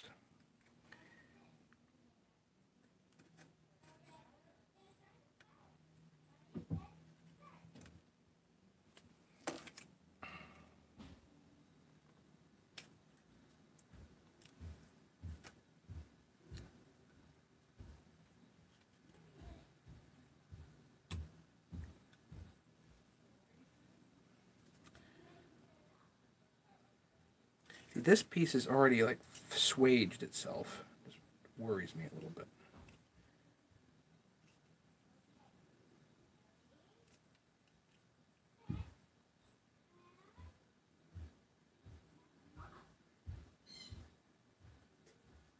Another idea.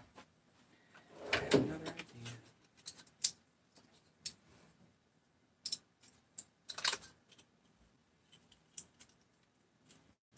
Another piece of Coke can I have here. Let me see if I can unswage this.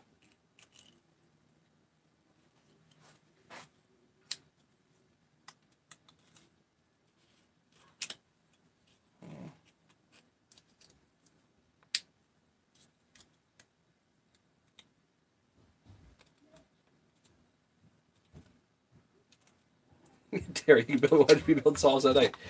Oh Lord. Tell people, please don't, for the love of God, don't binge watch me.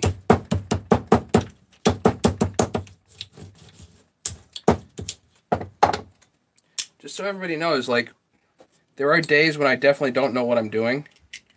And so I try to let you know when that's the case.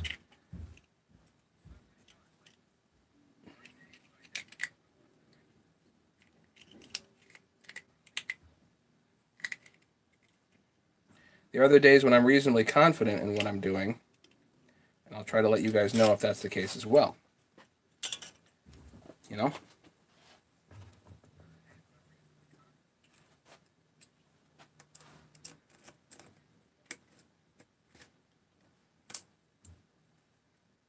There we go.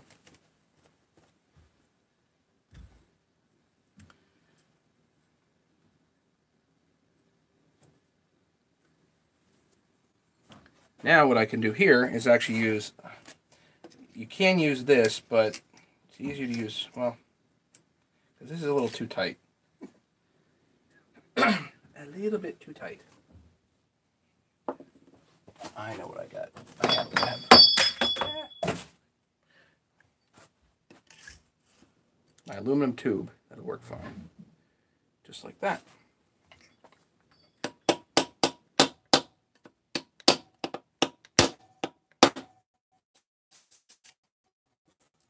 Once it, actually, I can actually switch to the other thing there.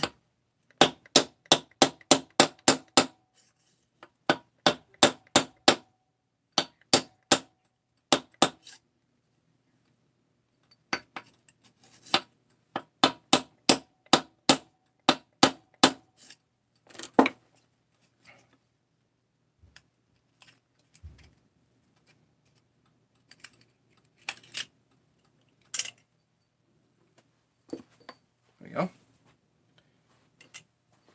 Back up here. Where did the, yeah, this piece.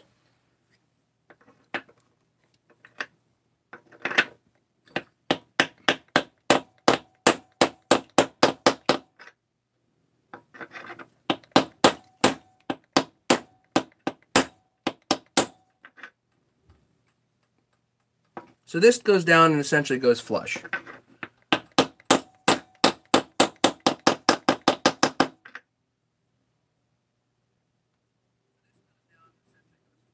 That's it.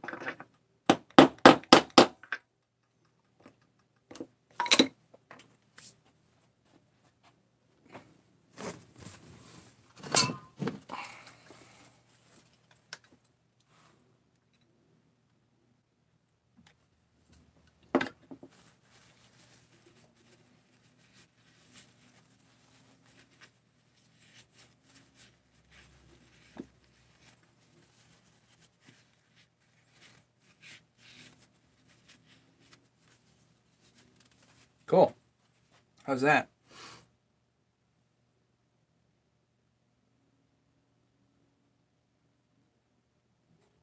The Julia Child of a dash of glass and a wide bar. Bam, it'll all be fine. Yeah, kind of. Back when I used to repair small engines, use the Coke can trick. Mega, just so you know, I actually did come up with the Coke can trick on my own, but there are plenty of other guys that do it too. So that was one thing that I did develop kind of on my own volition there, but there are certainly plenty of other guys. And some other guys will mention that they actually use, what is it? They use like 35 millimeter film. This is not quite flush.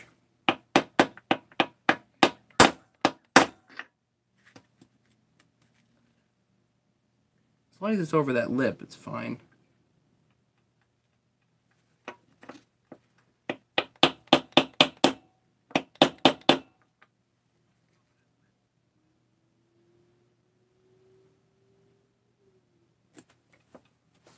You know what?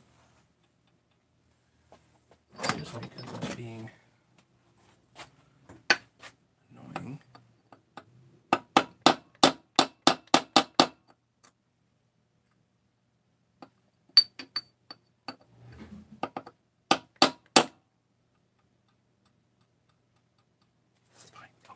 Stop screwing with it. All right.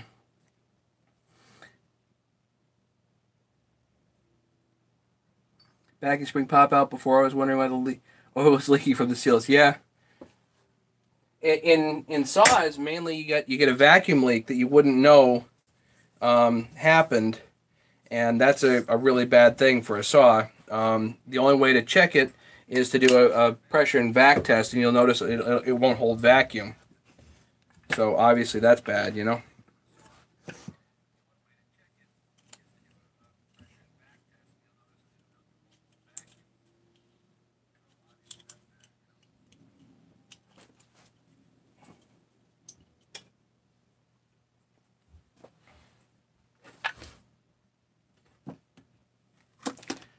Do the next one. Where'd that Coke can go?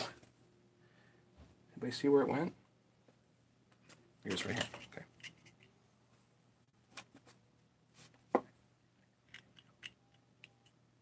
Did you try putting the seals in the freezer first? No, I haven't.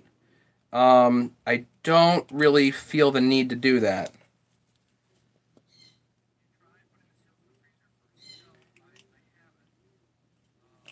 They would warm up so quick. I don't know.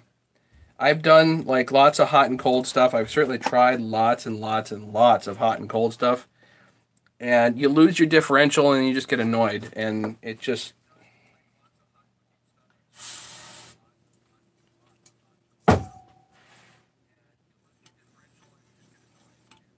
Again, brake cleaner.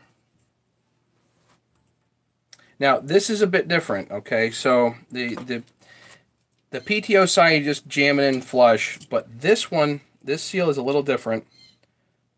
You measure it. Actually, doing this in millimeters is easiest.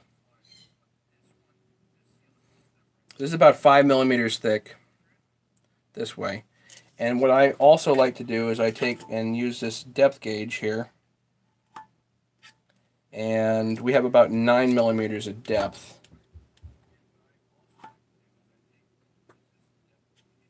Which is actually less than usual.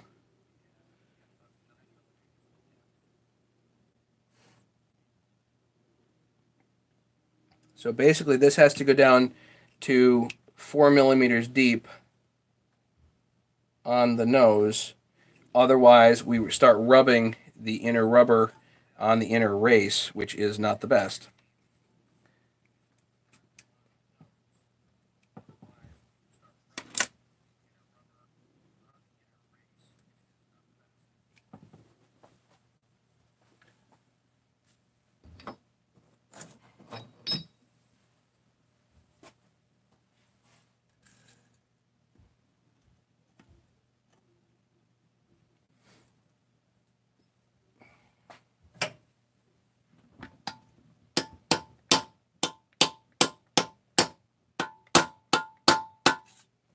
And I found that by and large the seals go in just fine without having to freeze them.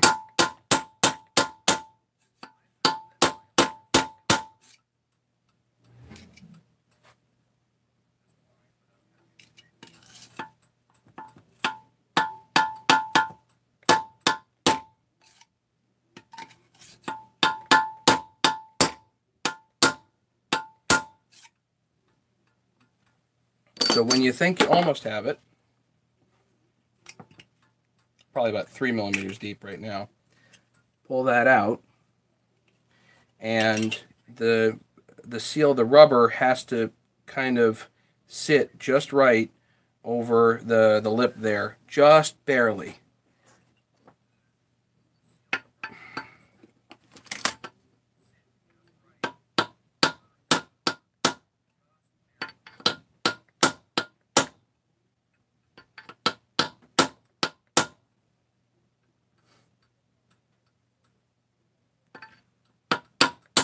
And we'll measure this in a second.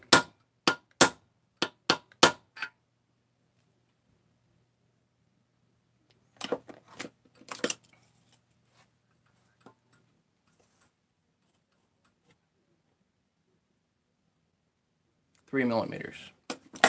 So 1 more millimeter, and I can see it's a little deeper over here than over there.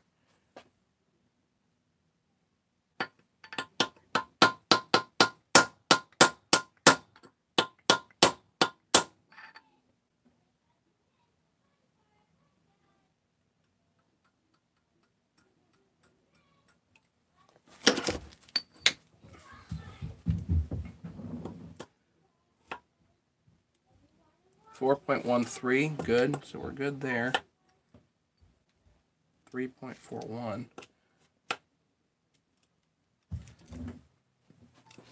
So over here is plenty deep. Okay. On this side, a little further. 4.35. 3.65.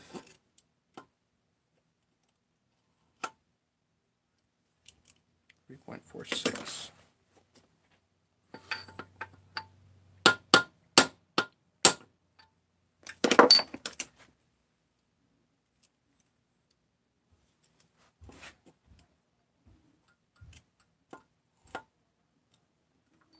Four point oh.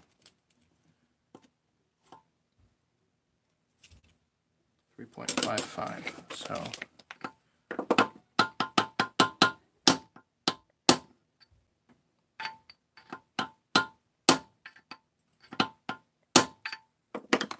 that should be it. But you can fiddle with this forever. So 4.03. Good. Just over 4. That'll be fine. 4.24.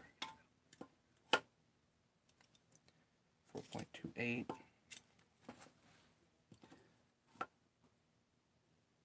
3.7. There's a bump there.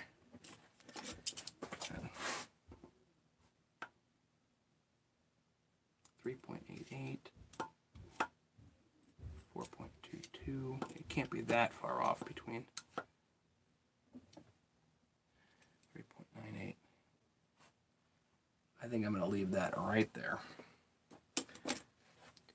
Chile expat family, hello! From the bottom of the world.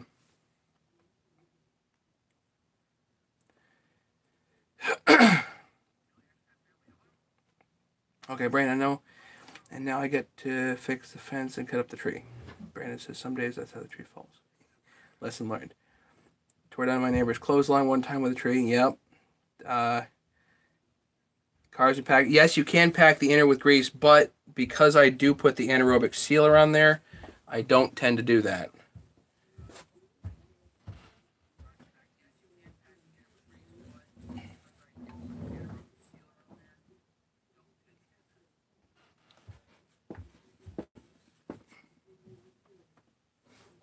Just so everybody knows, I will plug this guy. Now I forget who he was. I was talking to a guy on one of the sites, and he was actually mentioning that instead of using the Coke can trick, you can try a rubber O-ring, and the rubber O-ring will help guide it down. I think it's a nifty trick, but I think that probably using the Coke can trick is better than using the rubber O-ring. That would be my feeling on it. I've thought about it for a bit, and maybe one day I'll try it, but as of right now, I have no need to try that type of thing. Anywho.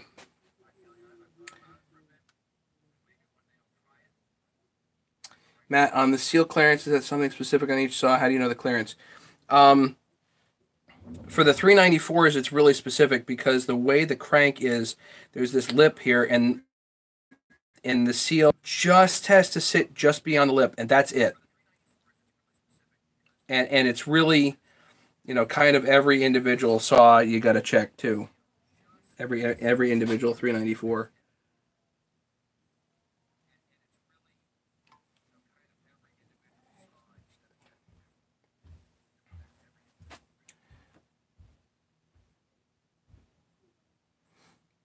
Dude, West made it. That's great. It's 100 today. It was 20s today. Not too bad. It was 10 degrees this morning, but it got warmer. Mid-20s. New Zealand here. We are the bottom of the world. Okay.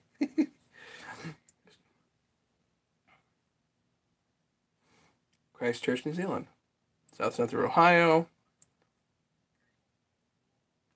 Timmins in South Carolina, Chile. Never gets cold here. 53. Glad you guys are having fun. Okay. In order to put the cylinder head down, we need to have this part on, but ideally putting the tank on would be a good thing. Getting that on soon is helpful.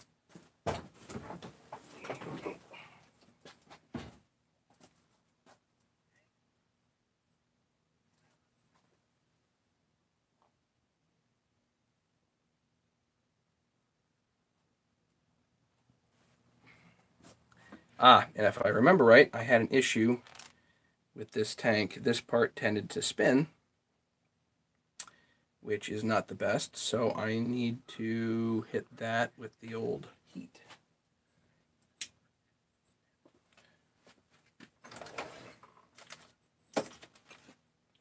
And I need to... Do you think my bench is getting dirty here? Jeez.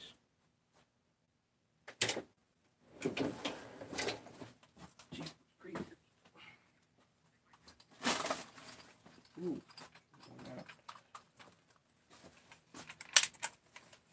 60 degrees in Oklahoma today. That's nice. That works.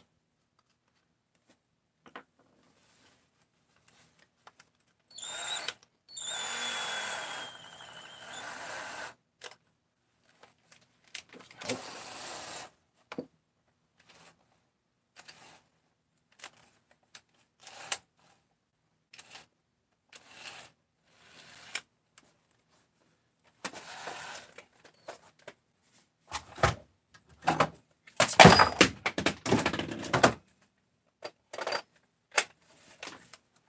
What broke? Hopefully nothing. Okay.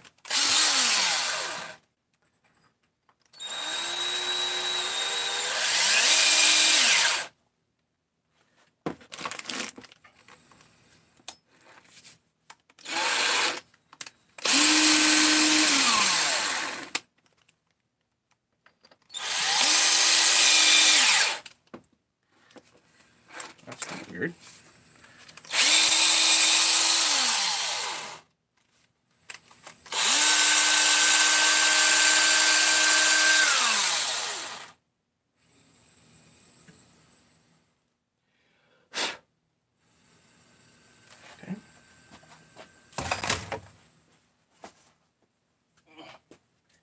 Batteries are heavy.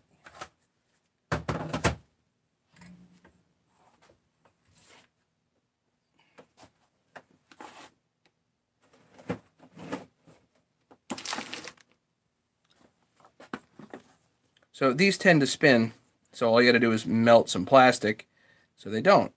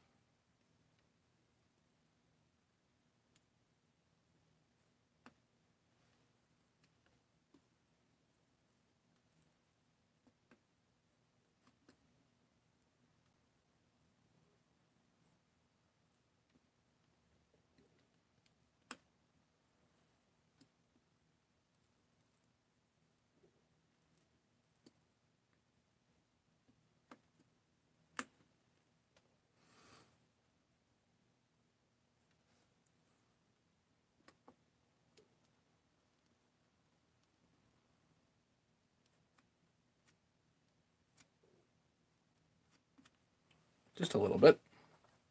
Helps.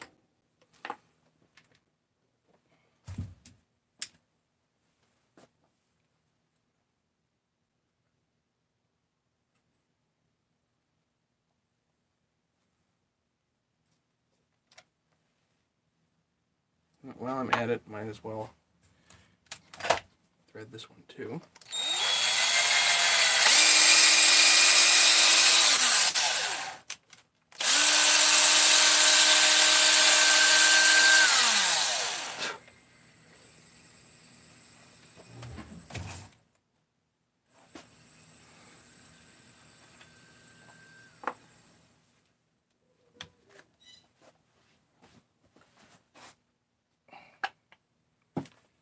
So we're putting the tank on early here in the process of the build, which I like. I think it just makes a lot of sense to do that.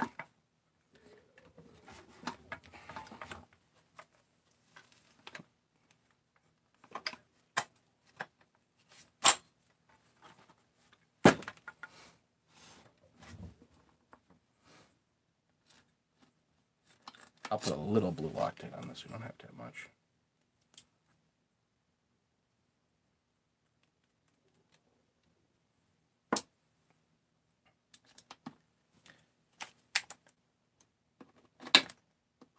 Oh, that's the wrong one. I'll just do it by hand.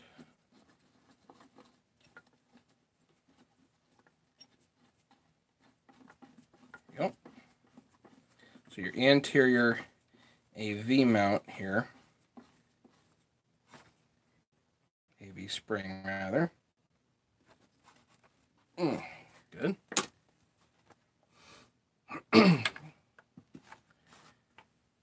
Now we can put, where did that go? Over here.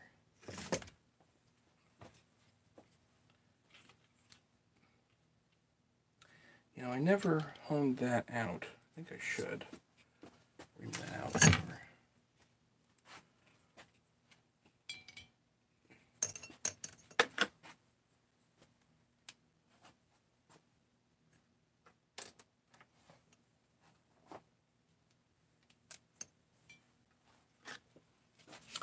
The gas line comes up through here, and I don't like how this is all sharp.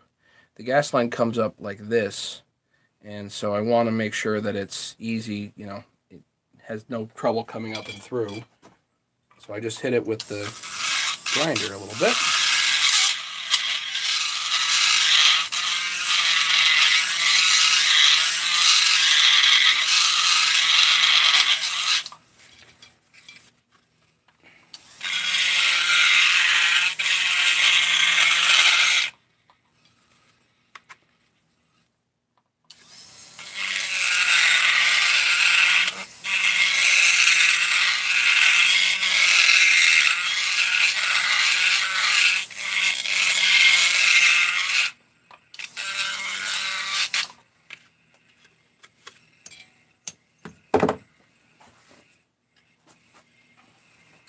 Did I make the pop-up? No, this was ported for me.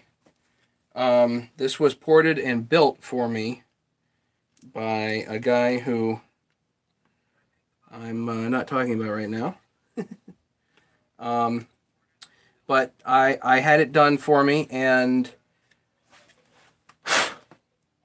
I don't like the build, so I'm redoing the build.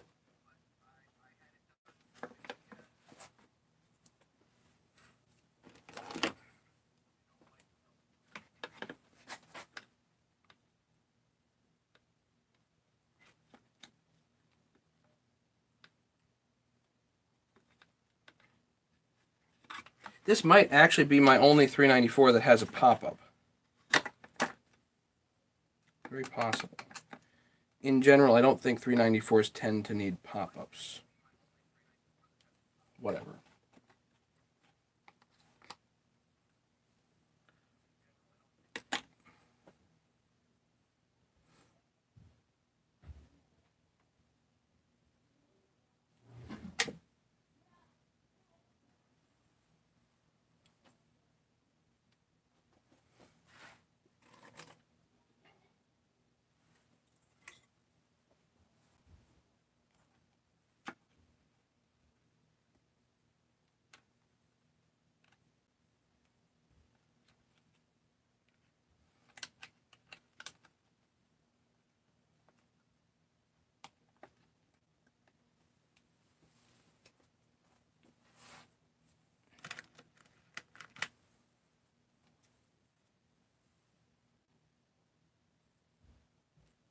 What was the pop-up? David, yours runs fine. What are you talking about? Guys. Use guys.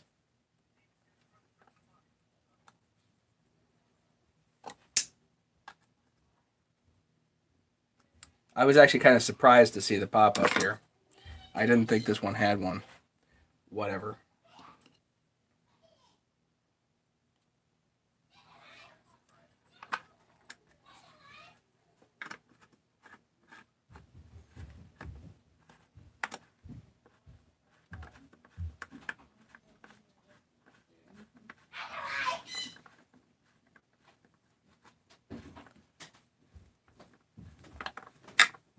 I hear all kinds of noises from babies.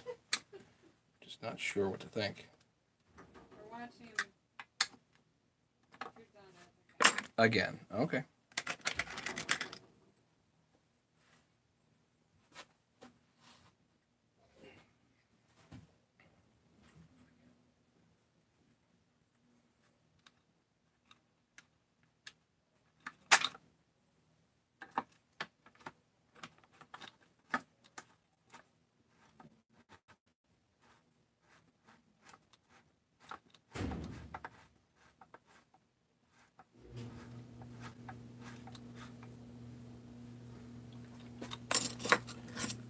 Bolts down here. This one.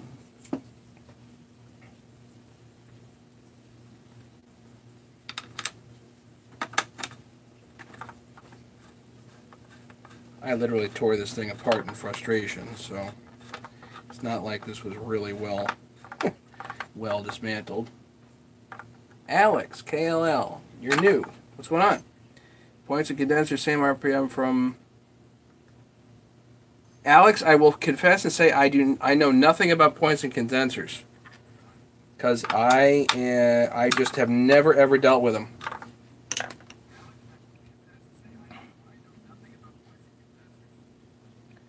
Think of getting a 268 piston and machining a pop-up and installing on a 372.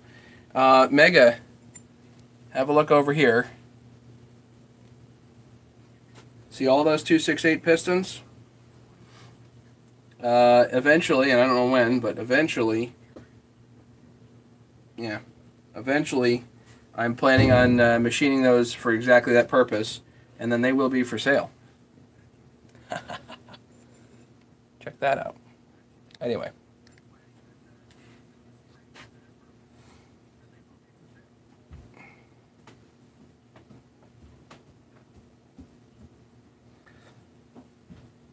I don't know, David, I don't know if this has more power than yours. Maybe. It's possible. I suppose that's always possible.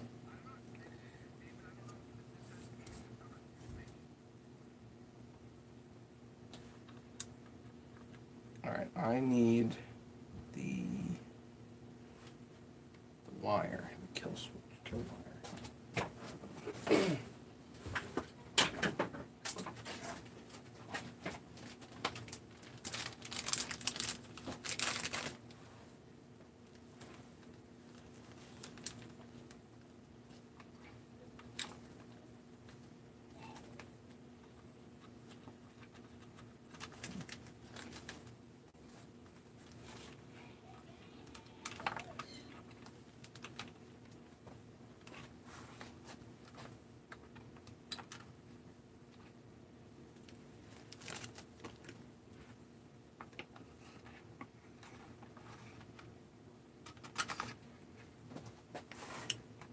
So I feed the kill wire in a different way than most people, or I'll say a different way than factory.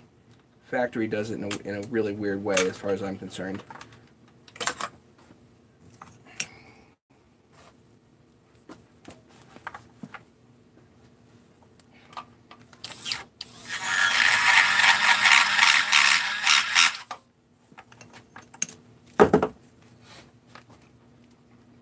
And I'll show you in a minute what I'm talking about.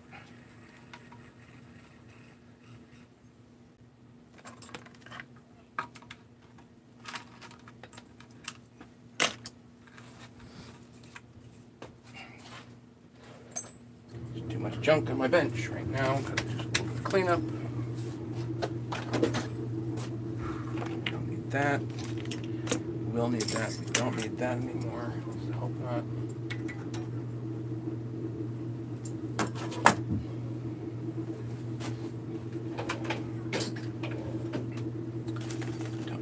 this right now. That right now.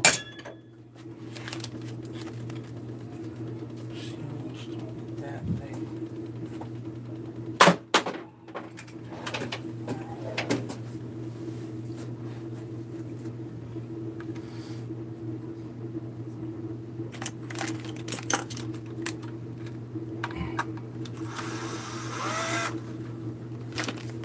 That's an important screw.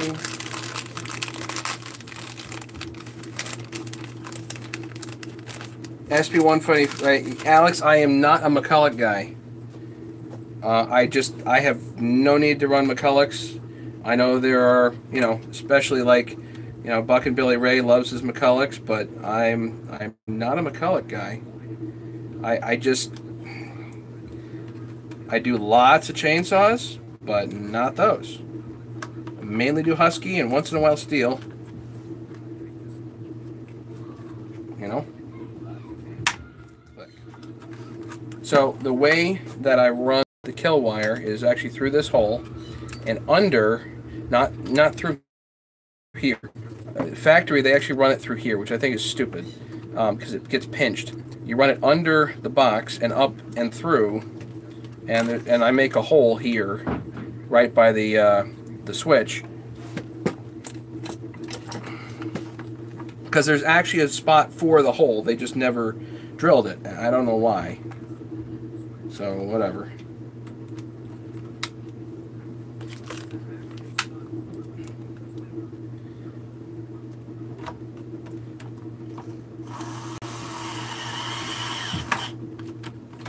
Yeah, Alex, it's just not my area. There are plenty of guys that love that sort of stuff, and there's lots of information on that sort of thing online. It just, I'm sure, but not for me. You know.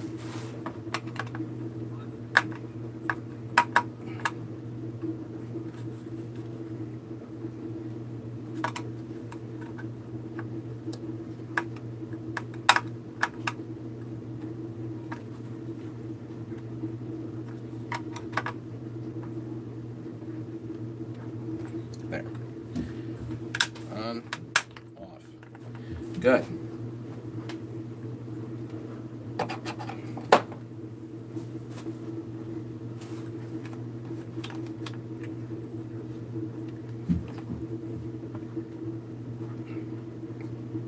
So now that the carburetor base is down, now we can work on putting the cylinder head on.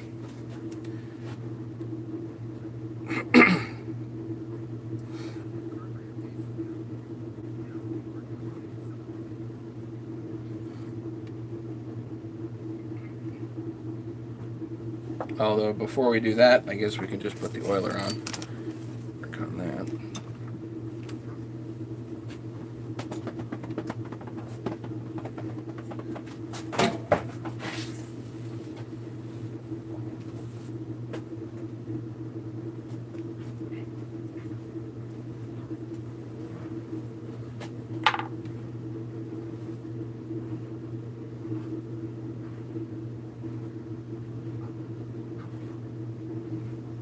You know what? I actually have.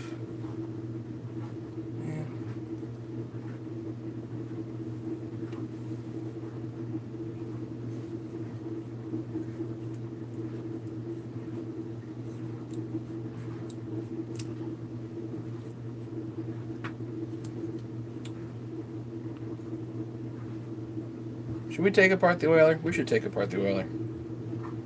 Yes, we should.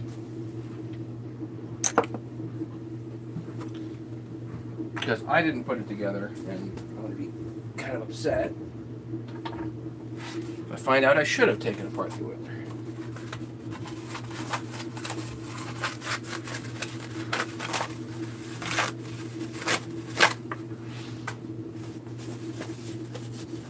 Right? Right.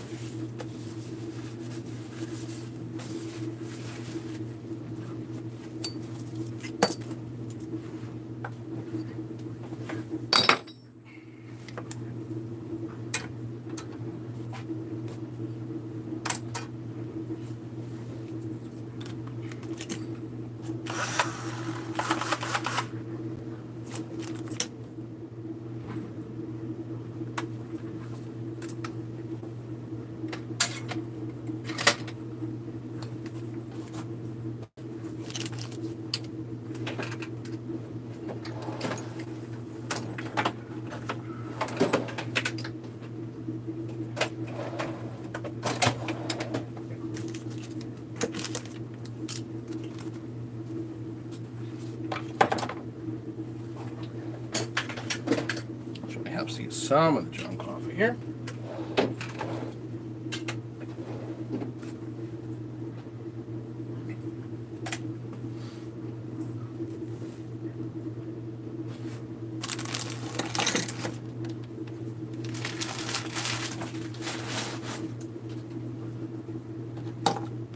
For those of you that haven't heard the news, I will be getting tools in stock tomorrow. If anybody needs crank tools, let me know. They can email me.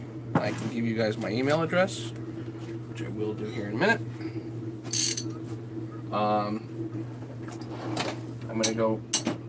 It's gonna be fairly limited in supply for tomorrow, but I will have at least some kits available. I think I'll have 5 that are not spoken for. So if anybody's interested, let me know.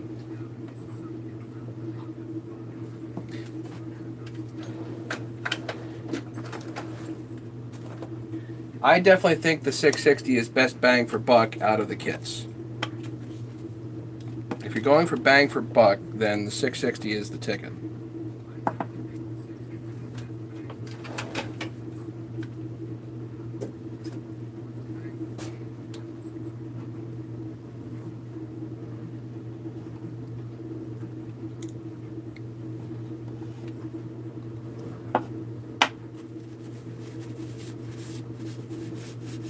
The 200T, I think, is probably the least bang for buck.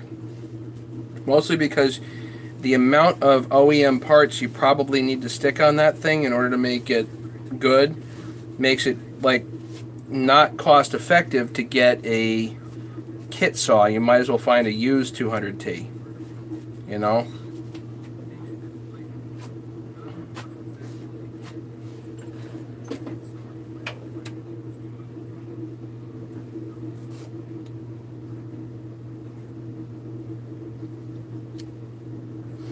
That white part comes out with just a speed out.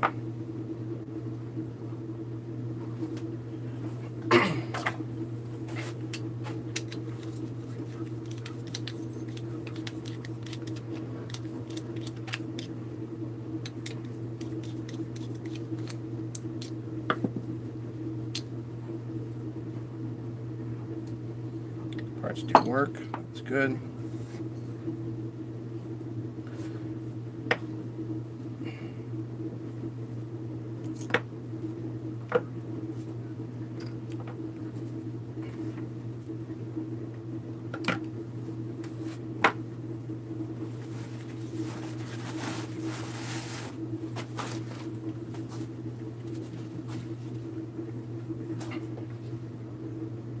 You just hit this with the brake cleaner right now.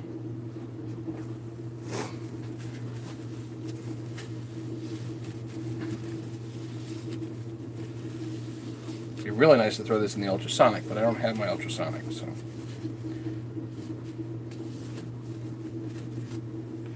Was not really planning on doing a whole lot more builds, actually.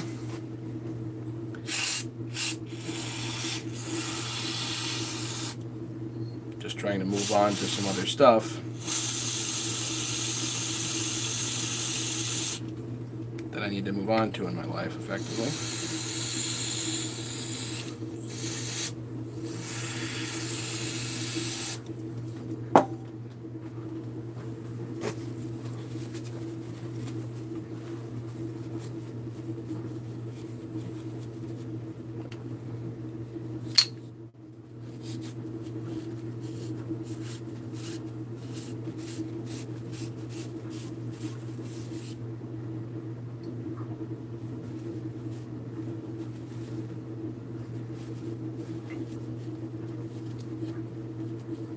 I think the Chinese 660 is a good starting spot. I'm not convinced, after what I've seen so far, just online, I'm not convinced the 200Ts are a good starting spot, you know? You know what I mean?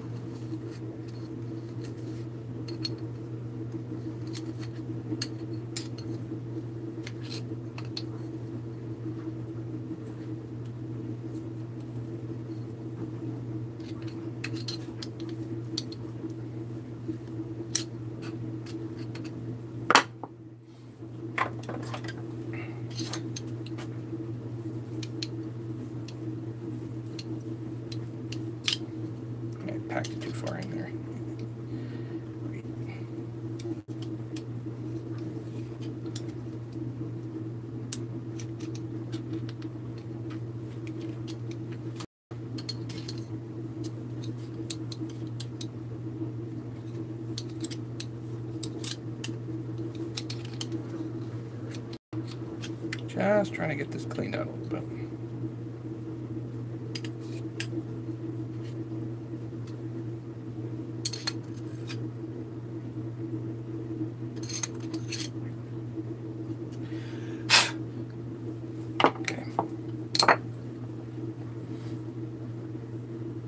Actually pretty clean,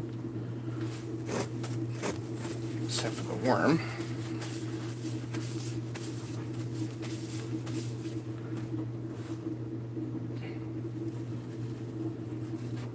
I think the 880s are great when they're ported, Brandon. I'm not sure they're super awesome if they're not ported.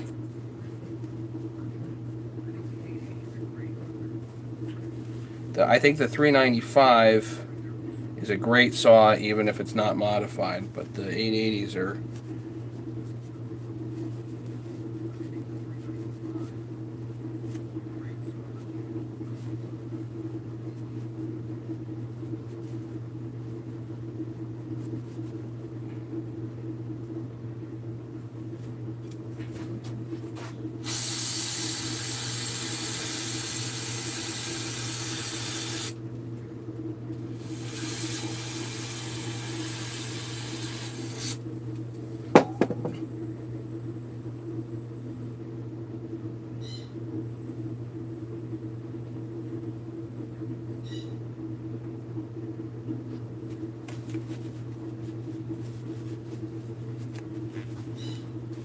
Yeah, the 880s are great ported and the great oilers, and I'm not my thing, but you know,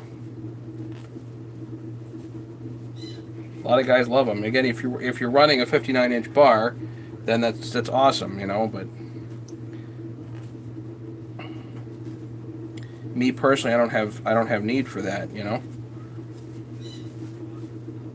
I can run a 42-inch bar with my 394s, and it's perfect.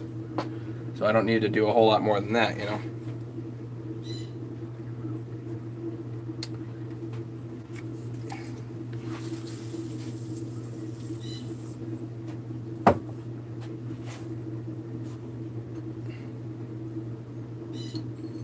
Yeah, I've read plenty of guys are actually quite disappointed with the 880s stock. They get them and they're like, ugh, you know. When you get it worked over, then it's quite the piece, but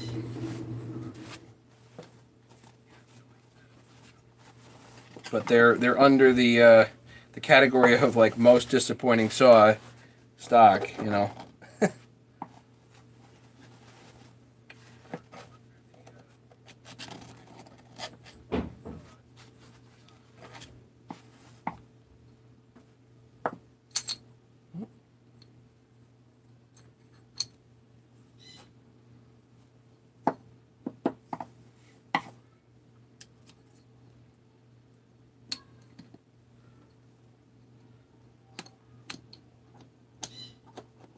Now it's odd that you'd think, hey, you know, this is an Apex kind of saw, you know, but it's not necessarily that.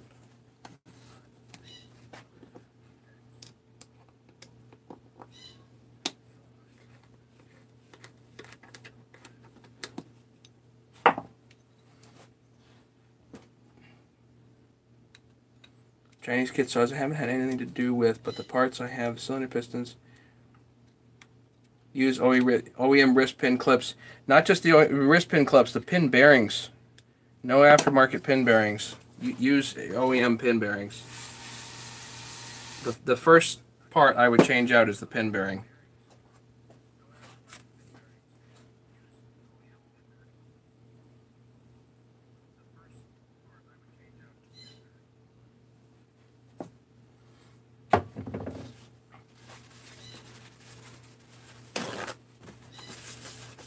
Brandon, you're welcome to look it up. Ask around.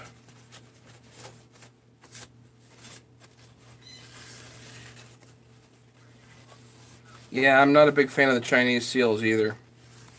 The highway seals are fine.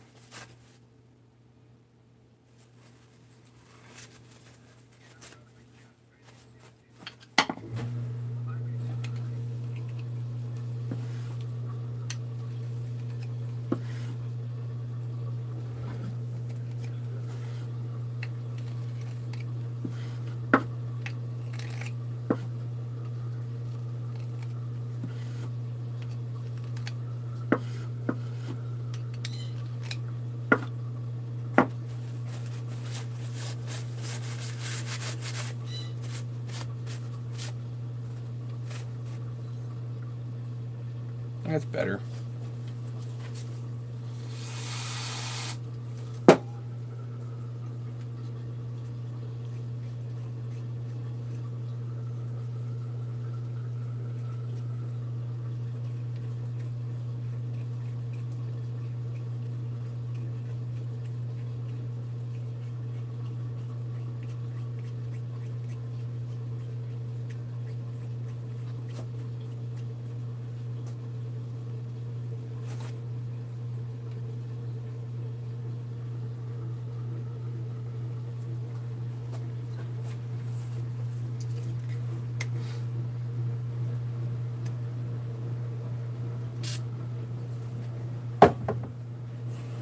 Yeah, I can't say I've had a lot of trouble with bearings either. Although on the 200Ts, some of the stuff that Lone Wolf has been posting is very interesting. The amount of run out on the Chinese bearings is considerable. So, you know, again, the 200T, I don't think the Chinese kit is a good starting point.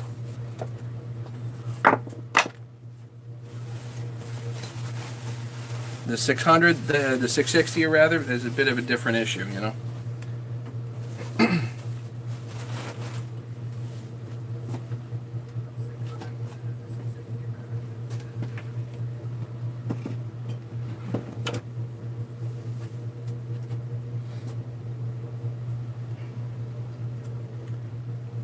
Okay, I need the oil dip tube.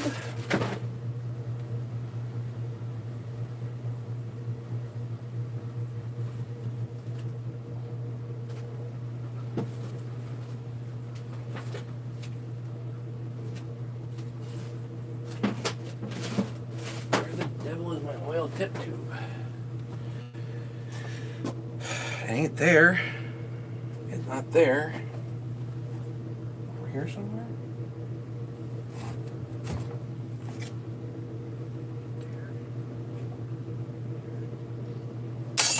Great.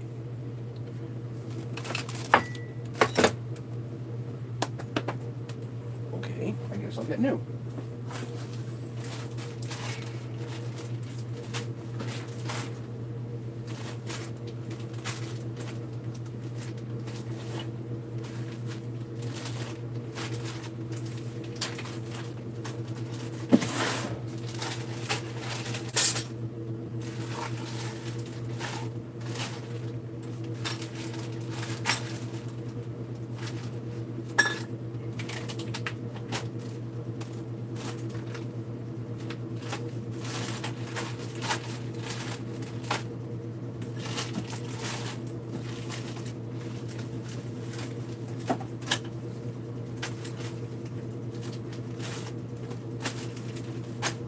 Pretty sure I saw a brand new oiler tube here.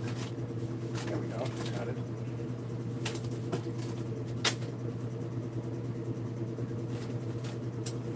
Now I need the end piece.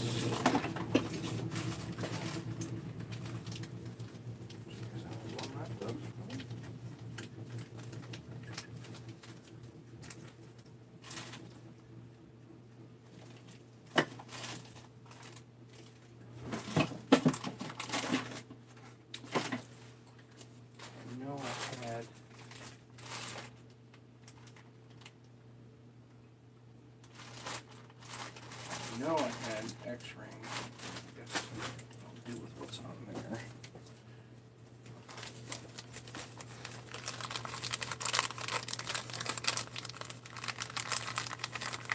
Yeah, where can I find a 394 to take apart and build back up?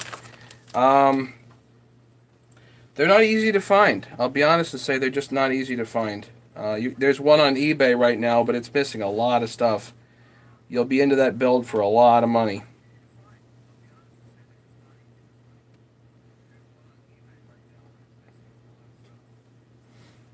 And I'm not going to use goop on this because it's fresh and new parts.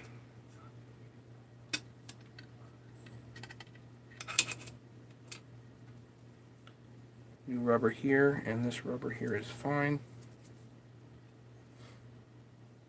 What I am going to do 1, 2, 3.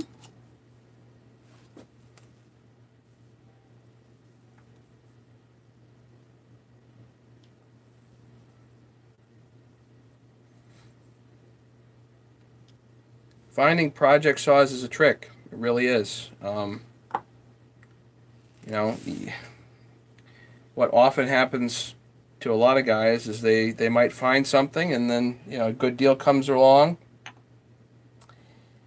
and they don't have the cash. You know, you gotta be ready when deals show up.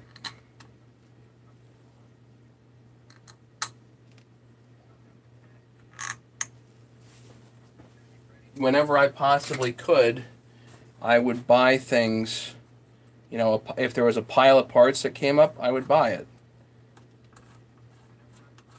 You'd notice, you know, and you got to be Johnny on the spot with that stuff. You just got to be like, oh, there's a pile. Whatever's in there, get it.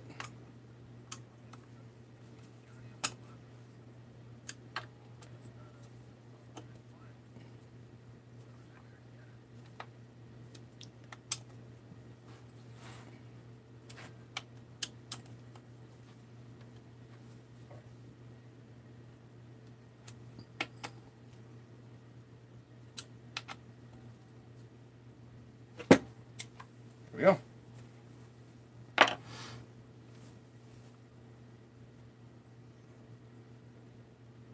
And turn a pile of cash to rebuild. Yeah, they turn into a pile of cash to rebuild. He's right.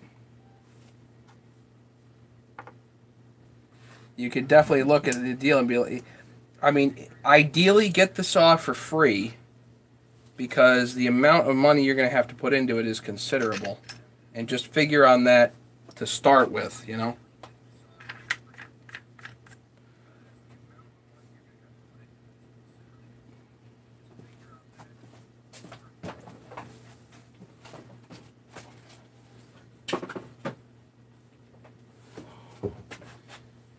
Alright, this is where you're going to say, no, Maddie, don't do it.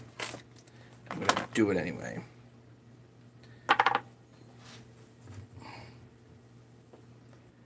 Grease.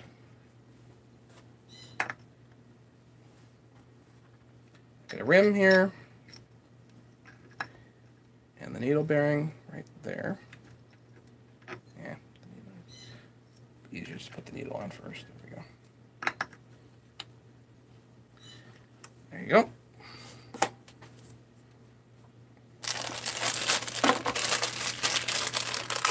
I think there's only one that I saw on there that's just a carcass, and you got a bit on it.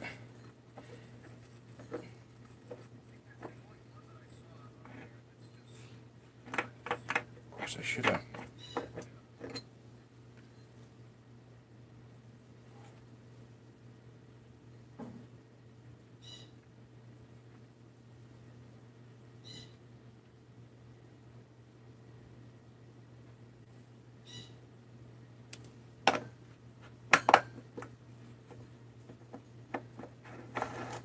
There we go.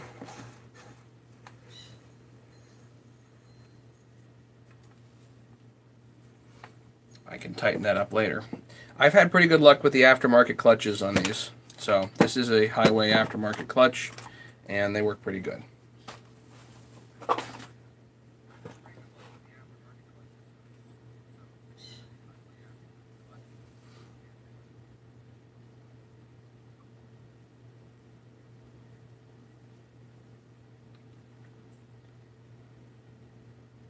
Okay, now we should be able to do the head.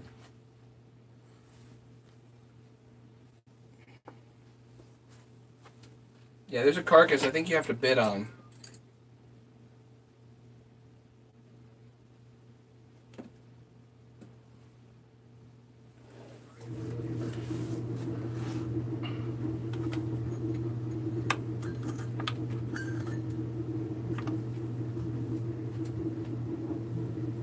Surclips, yep.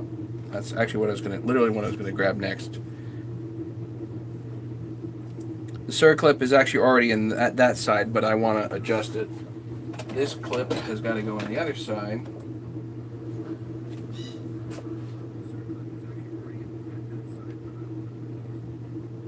You know what? Let's do... I'll put that back. I'm going to do this the other way.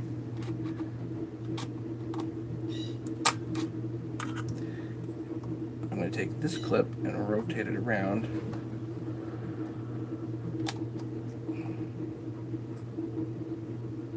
To the bottom. I'm going to pull the pin out.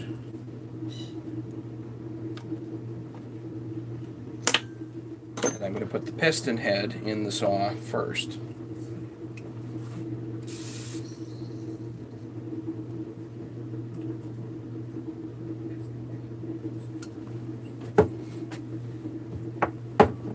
You guys are going to see what I'm talking about in a minute.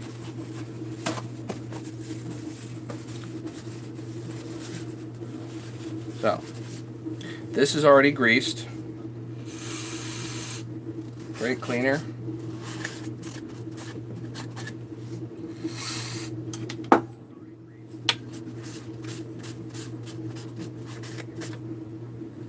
That surface. Before I do any of this, I know that this is sacrilege, but I do like to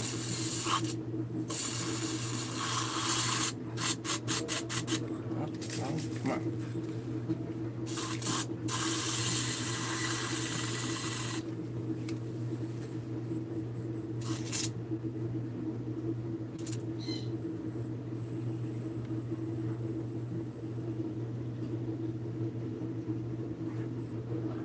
All I'm looking to do is to get this lubricated until the fuel gets in here.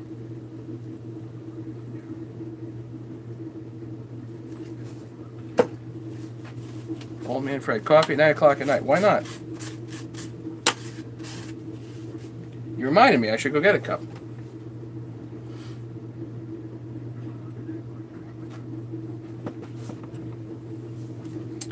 Okay, that's lubed.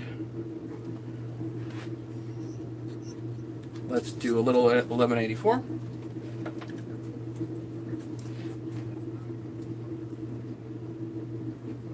I'm going to use Loctite on the screws, on the bolts, but in a minute.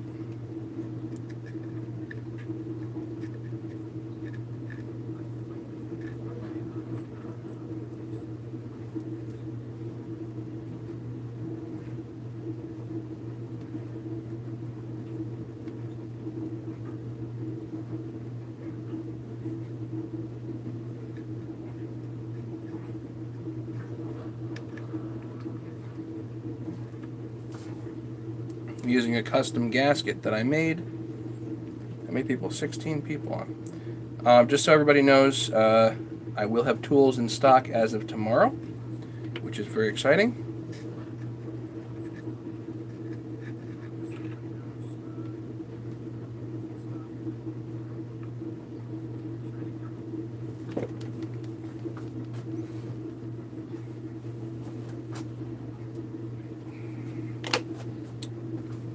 Now, grab the gasket.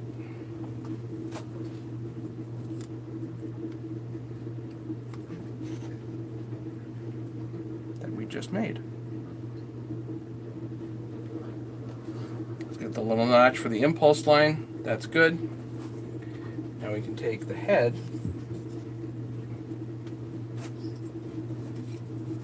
and 1184 this.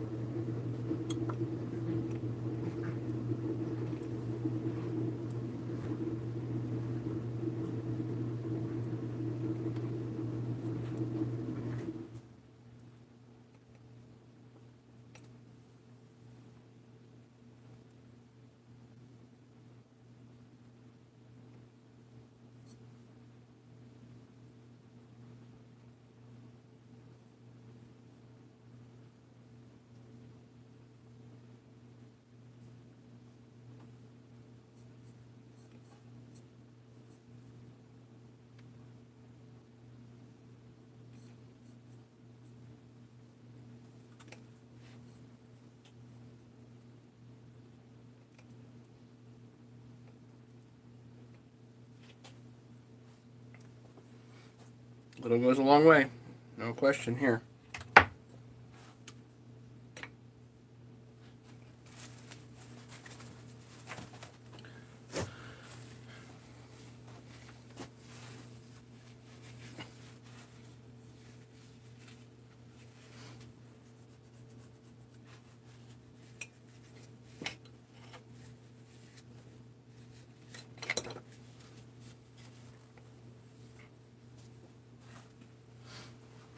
Alright, now I got to get the piston in there.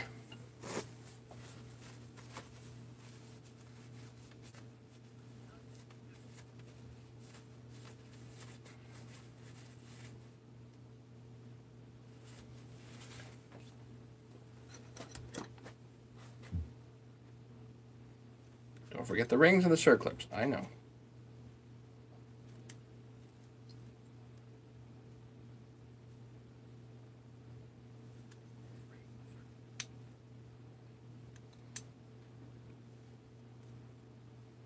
I got Craig's voice in my head.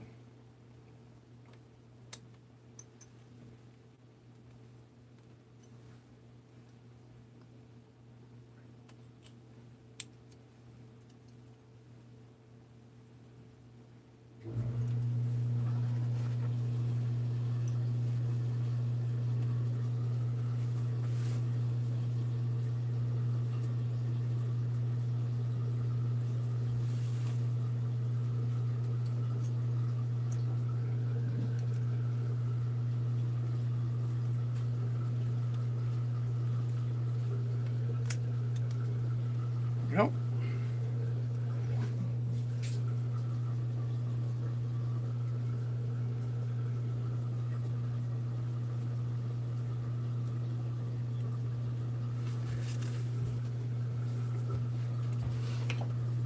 All right.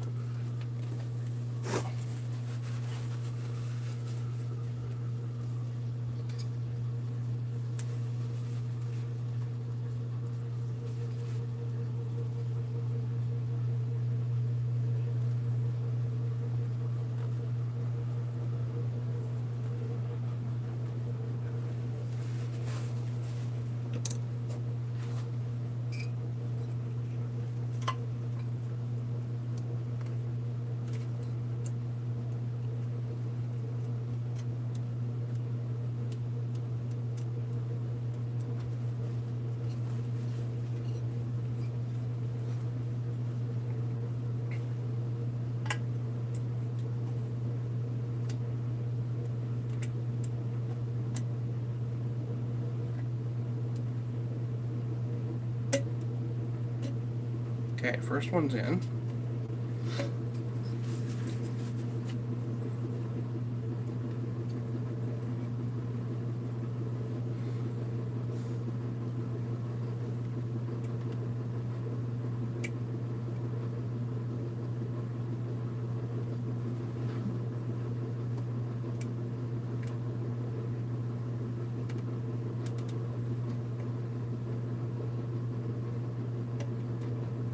In. Good.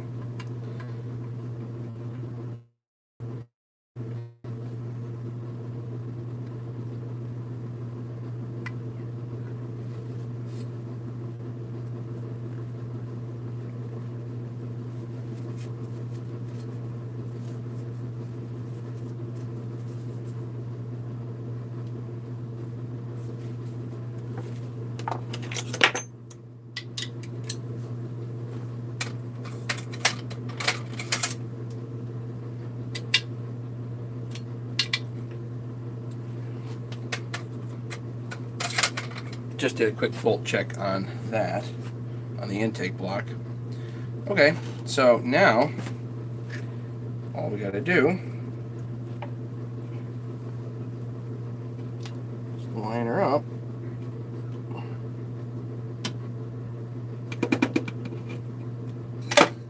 There we go. So Piston pin goes in.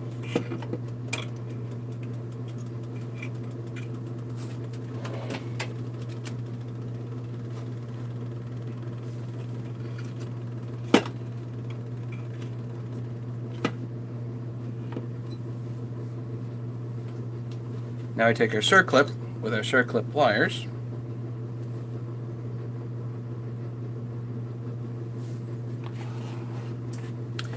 And pray this goes nice and smooth.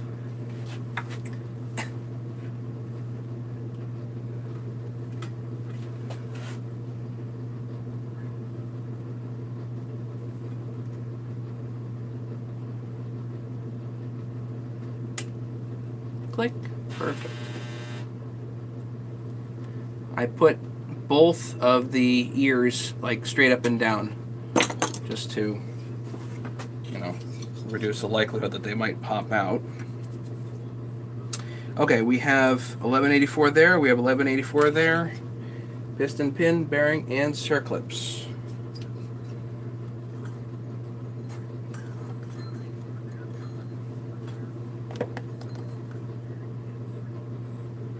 Bring this piston down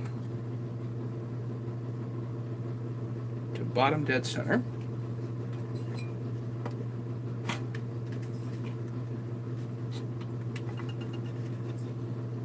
And that's not quite right.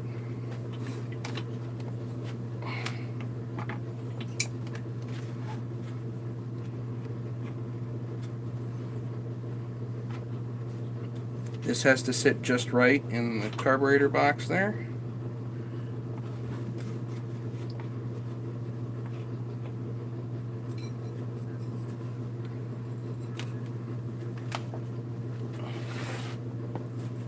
Not quite down yet.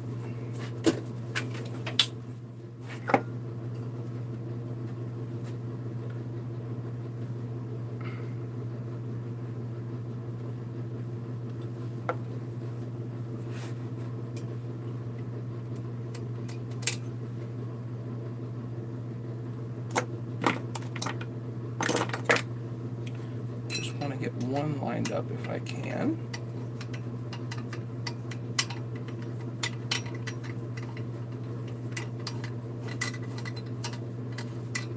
Good.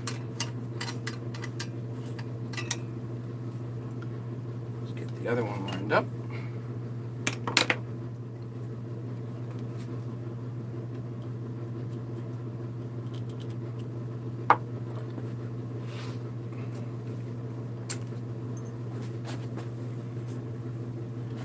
Little cheat here. Some grease on the end here helps grab your Allen.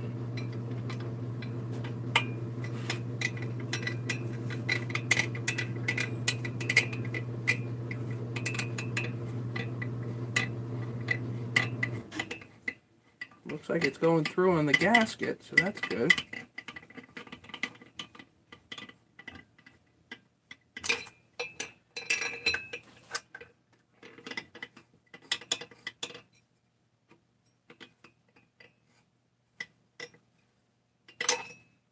Nice and easy.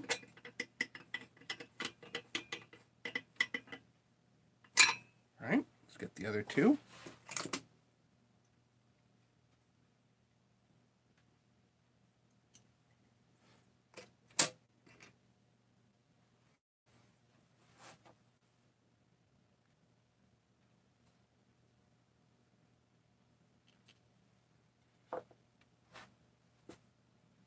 Oh, Craig left. Sorry. Bye, Craig. Sorry, I haven't been paying attention. I'm desperately trying to pay attention to this.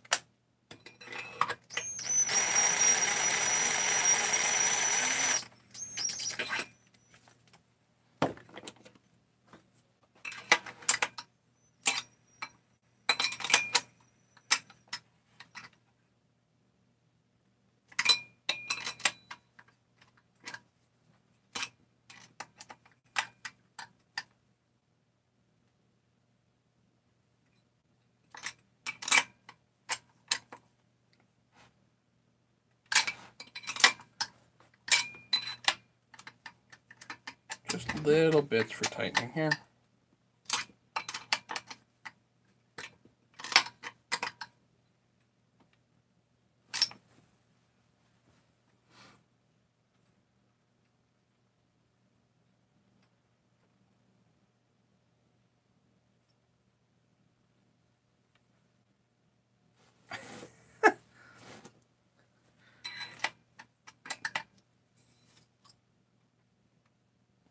Make it dirty, that's crazy. That's nuts. Somebody that's that dedicated to messing up their saws. Unreal.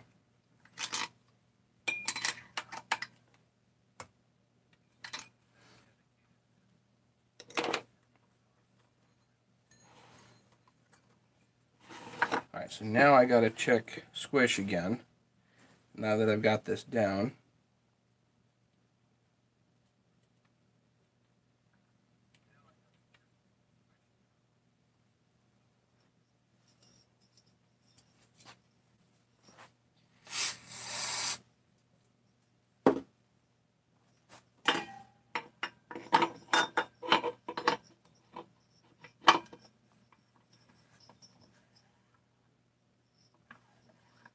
Doesn't feel like a head slapper.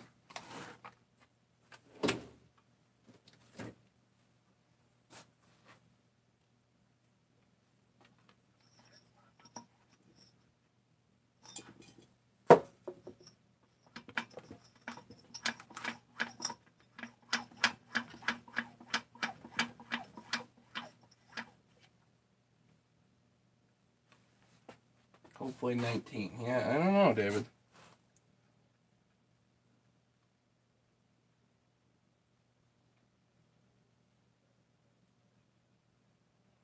I get 23.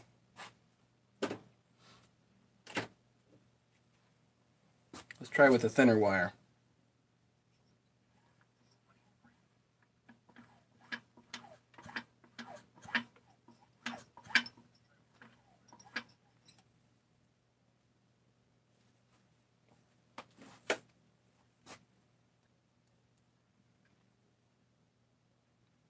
I get 20 with this wire.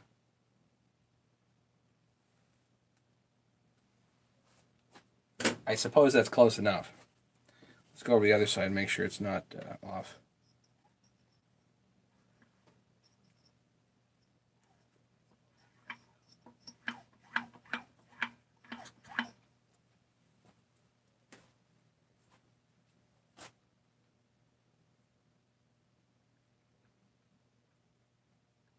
Yeah, still 20. So.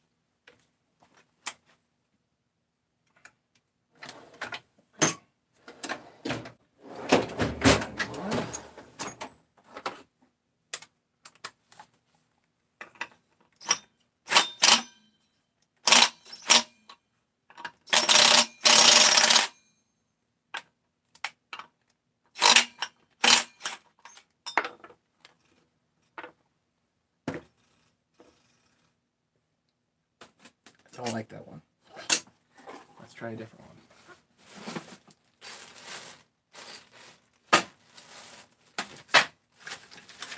Oh, they're not there. Wait a minute. Here.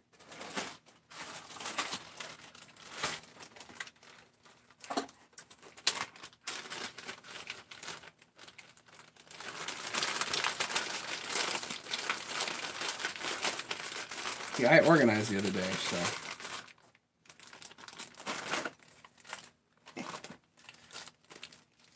Just getting the flywheel nut on here.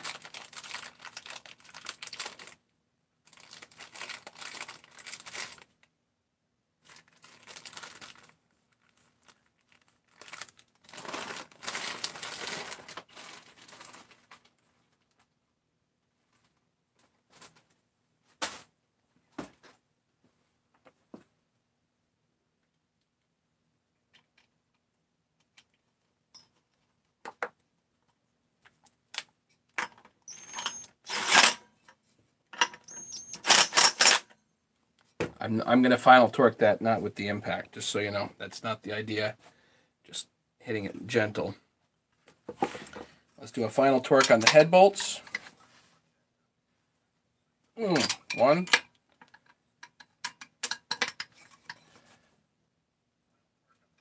2, 3, 4. That's it. 2-stroke. What's going on, man?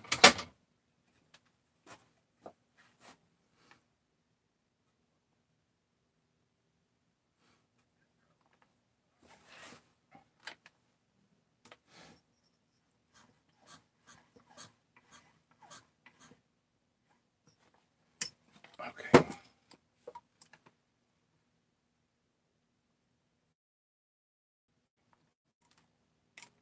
You know, while I've got this apart, let's do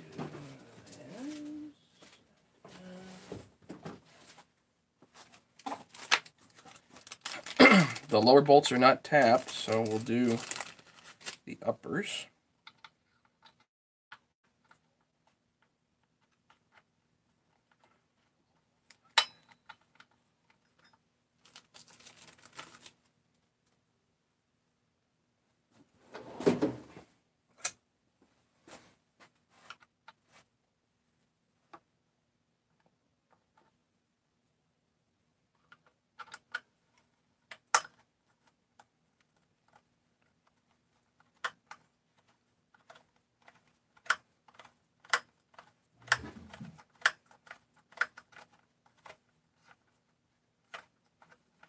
These are just limiter pins.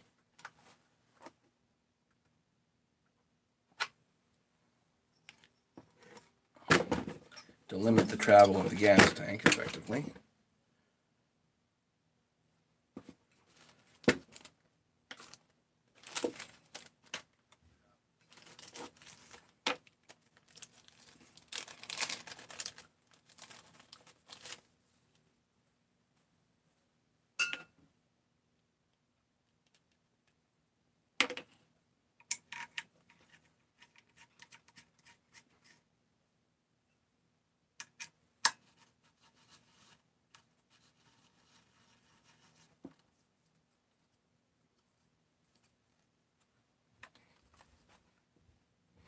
So these are upper limiters instead of lower limiters.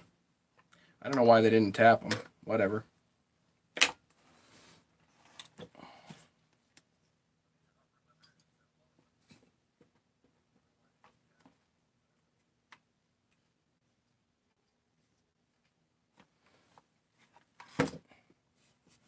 Let's torque that.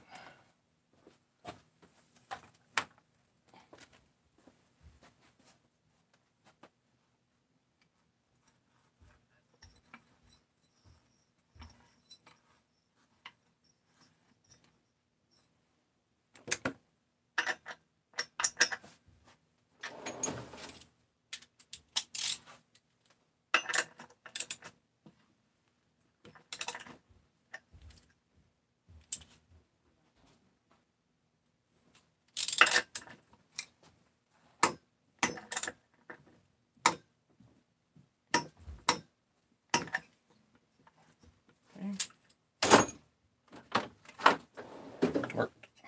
Back it off, pull it out.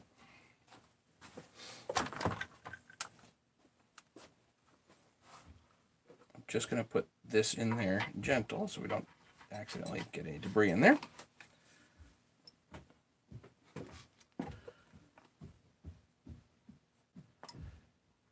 Let's do the air horn here.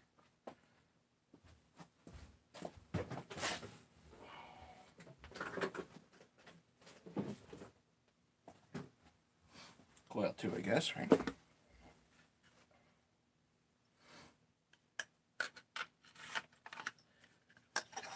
This way.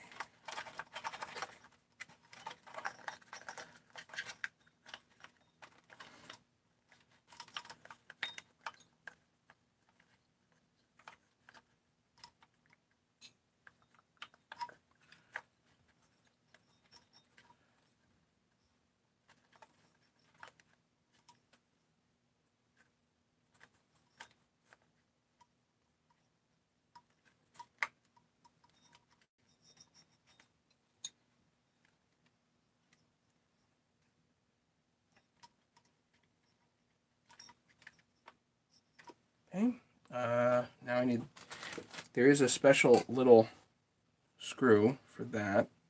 It's actually Phillips in like pan head or something, whatever this is called. I know you can't fit a regular Allen here.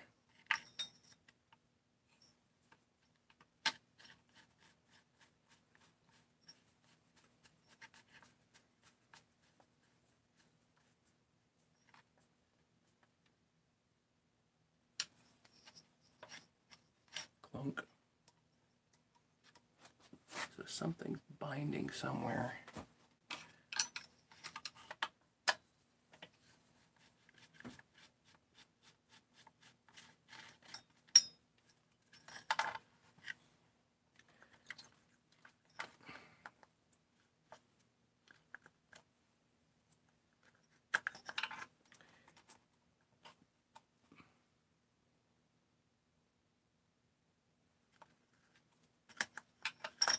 These holes here, there's like little positioning pins almost on this, and if the holes are not just right,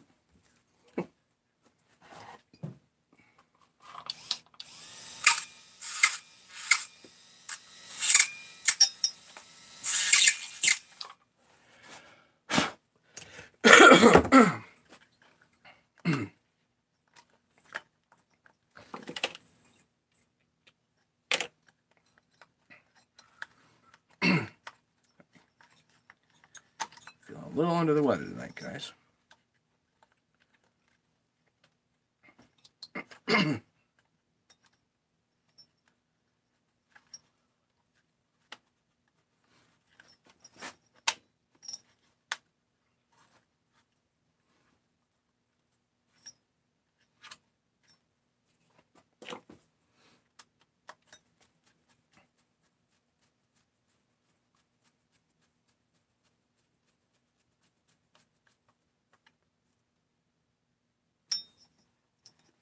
Good, right there.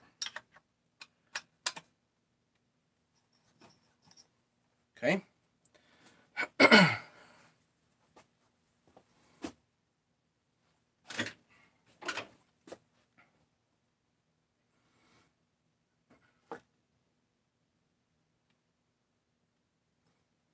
What did I miss here? Jeez.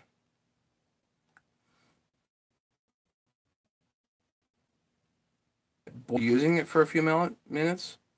Really? It's interesting. See you later, Brandon. Sorry, Jeez, I missed so much here. Sorry, guys. Yes, these are Harbor Freight T-handles. They're actually pretty good.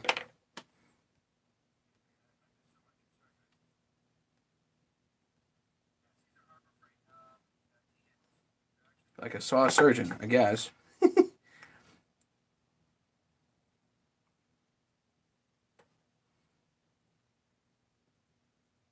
Night, Brandon. Take care, okay? Thanks for coming, buddy. All right. What else are we doing on this? I guess I could put the coil on, right?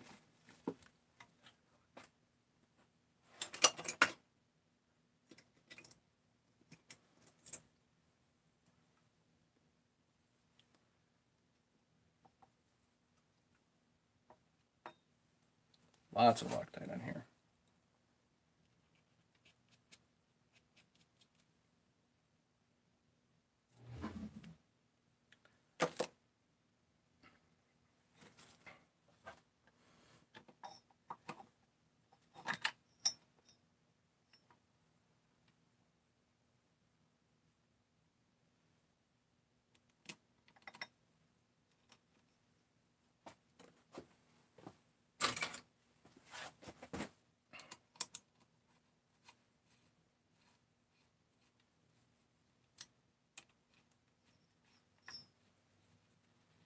Just so you guys know, this is my saw that was done for me, and I'm redoing it.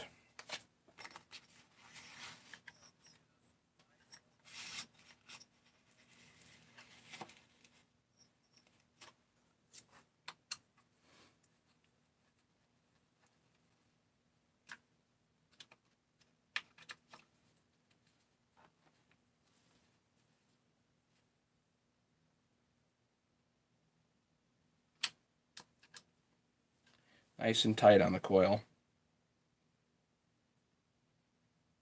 Not a part you want coming loose. Back it off, pull it out. Coil's in.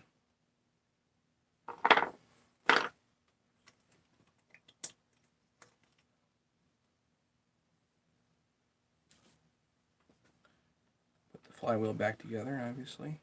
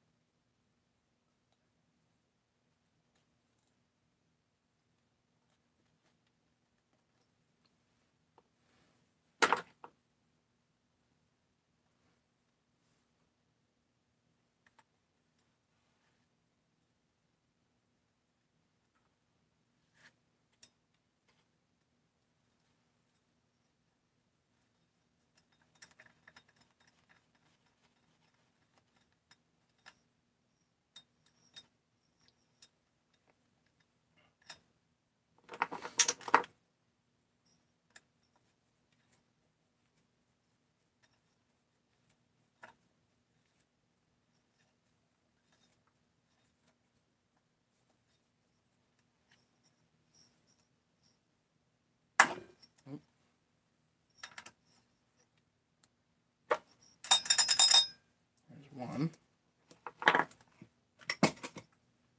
So on these, there's a washer that goes down, which you're not seeing, but it's a washer that goes down,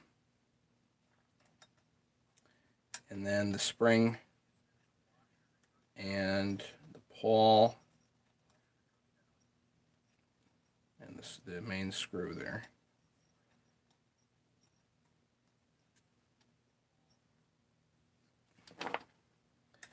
I've shown this before. This is not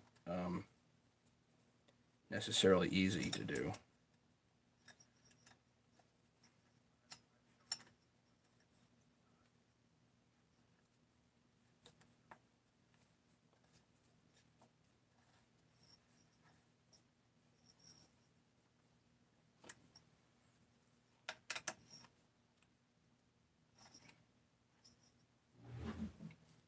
Was that I'm sending a business card? I've never had a problem setting a gap with a business card. Not once. Sorry.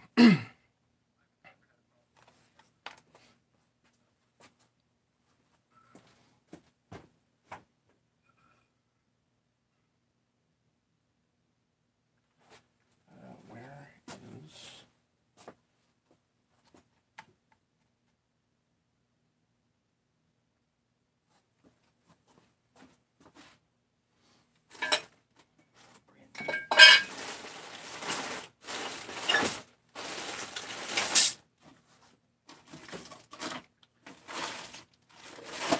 I actually had some brand new one here somewhere. Don't tell me I don't.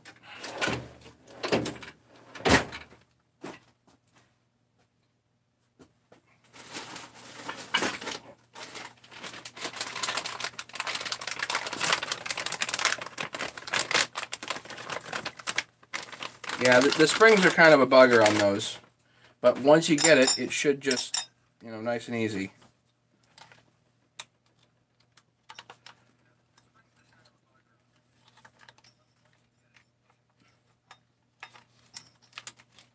This goes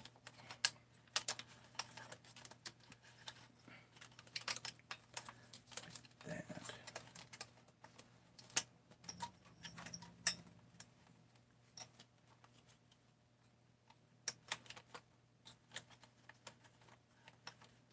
Show you another trick. This right here, this little tab tends to be weak, so another spot for a Coke can.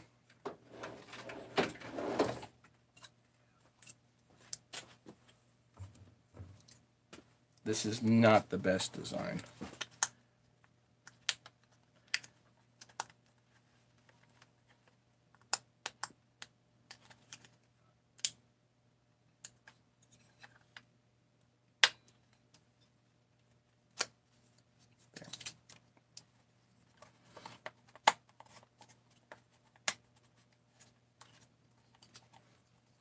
I bring this over here,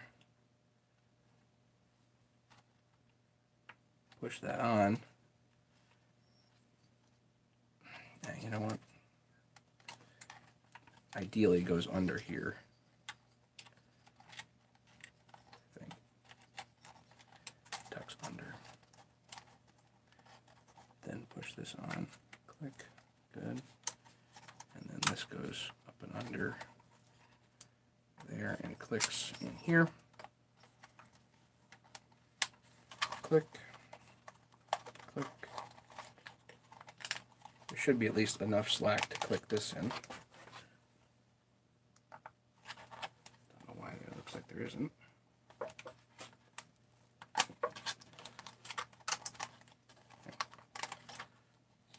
Put that in. There we go.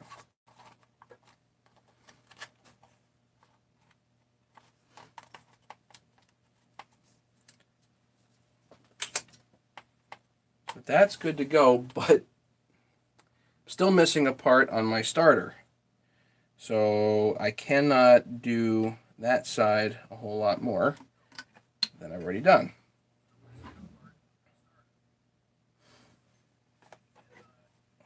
I don't have the air horn, so I can't install the carburetor. I need a plate there, which I do have. I can install that.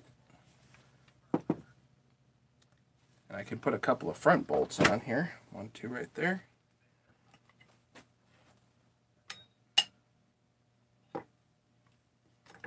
Hey, Leonard.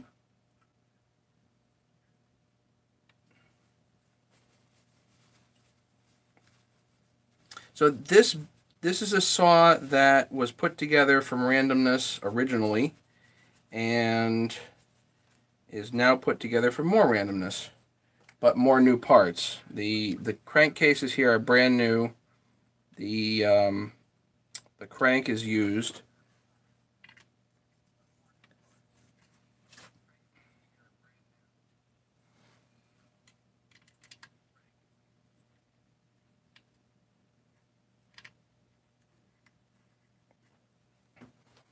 I've kind of got lots of goodies parts on this coming.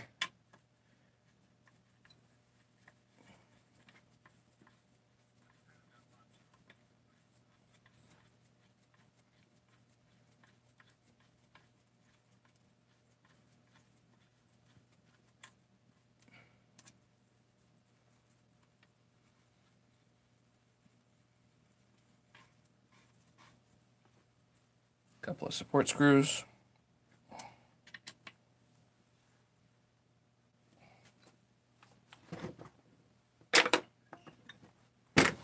Got a brand new starter for it, but I'm missing one part. Brand new starter switch.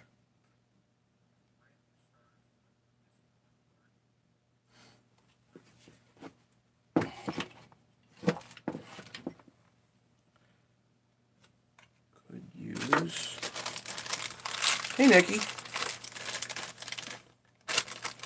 Yeah, this is definitely a mishmash-ish build.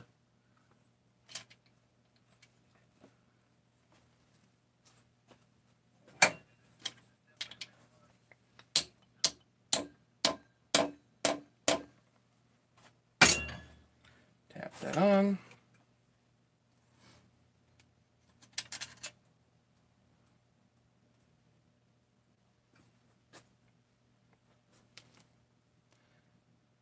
This is going to have to self-tap because that is not tapped. Great.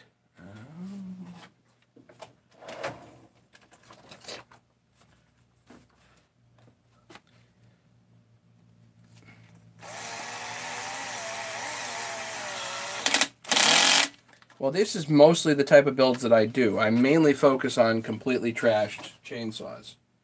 That's what I've been doing for years here. Is do mainly completely shot saws and bring them back to life. So that may be as far as we can take this evening, because I miss the starter. I don't have a part on, and the air horn here, I don't have. I can change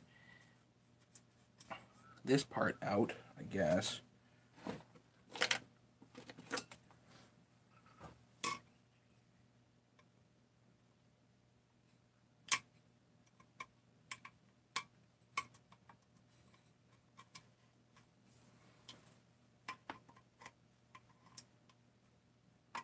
I kind of jury-rigged this a little bit.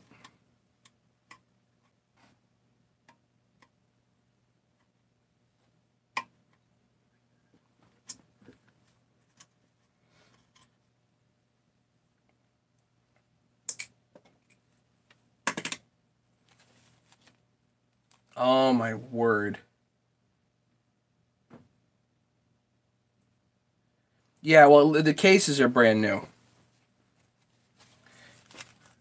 Now I know what I forgot. Something I always forget. I always do this. Always do this. Good thing it's not a circlip. There, that rubber bumper thing goes right on the top there. That's the proper part. I got to take the oiler back off because I forgot this darn white thing on the oiler.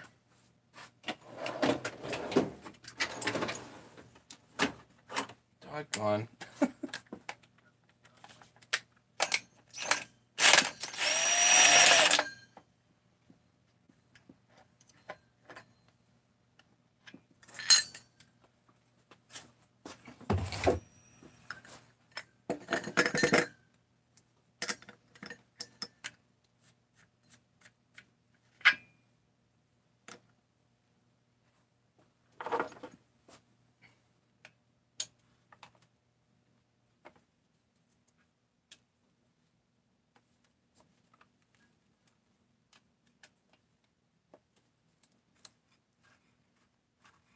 Take care, Leonard. Hopefully you were out cutting. I wasn't cutting.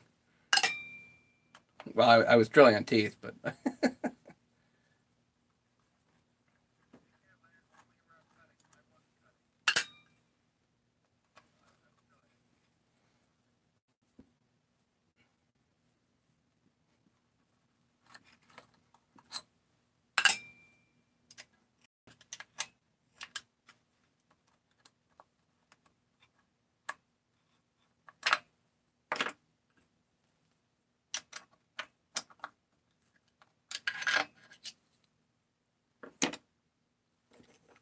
Forgot this white part.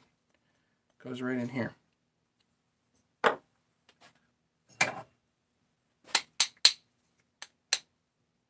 Taps in. That's it. That's all I forgot. Whoops.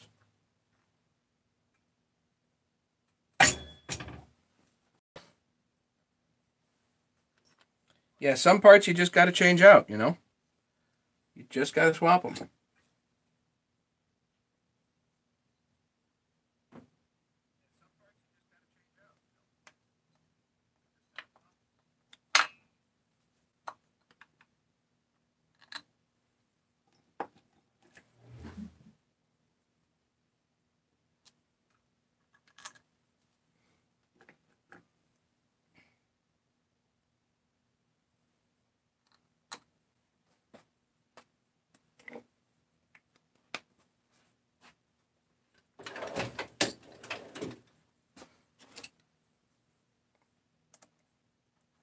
The way it is, old man Fred. You got it.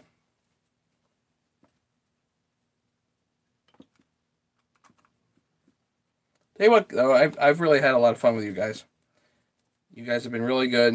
You've been having a lot of fun. Hanging out. And I would have this saw pop tonight if I had the parts, but I don't.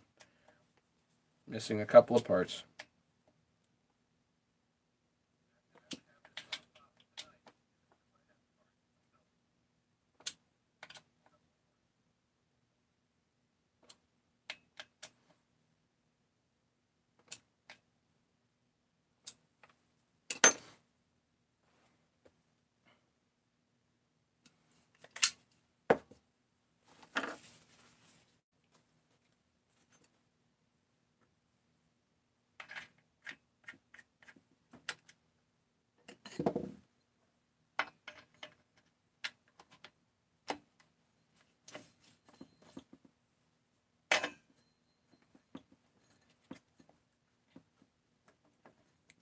funny.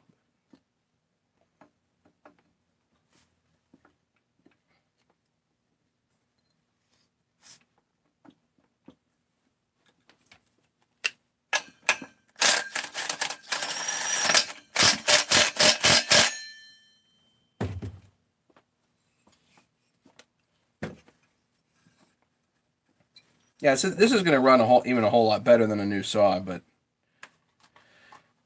when we're done with it, we ain't done with it.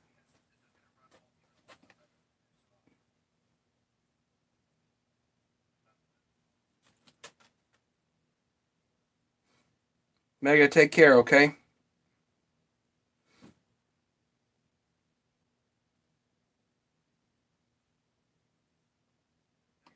Parts of the third saw. All right. I'm going to call it a night, gents.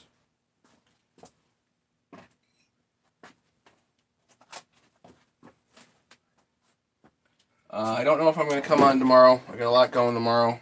But I don't have anything else for you guys here. As soon as I get more parts, obviously I'll, come on and do some stuff. The one thing I do have tomorrow is we have tools that are coming in stock tomorrow. So I will probably come on at least and make an announcement about that. And if anybody wants them, they can email me.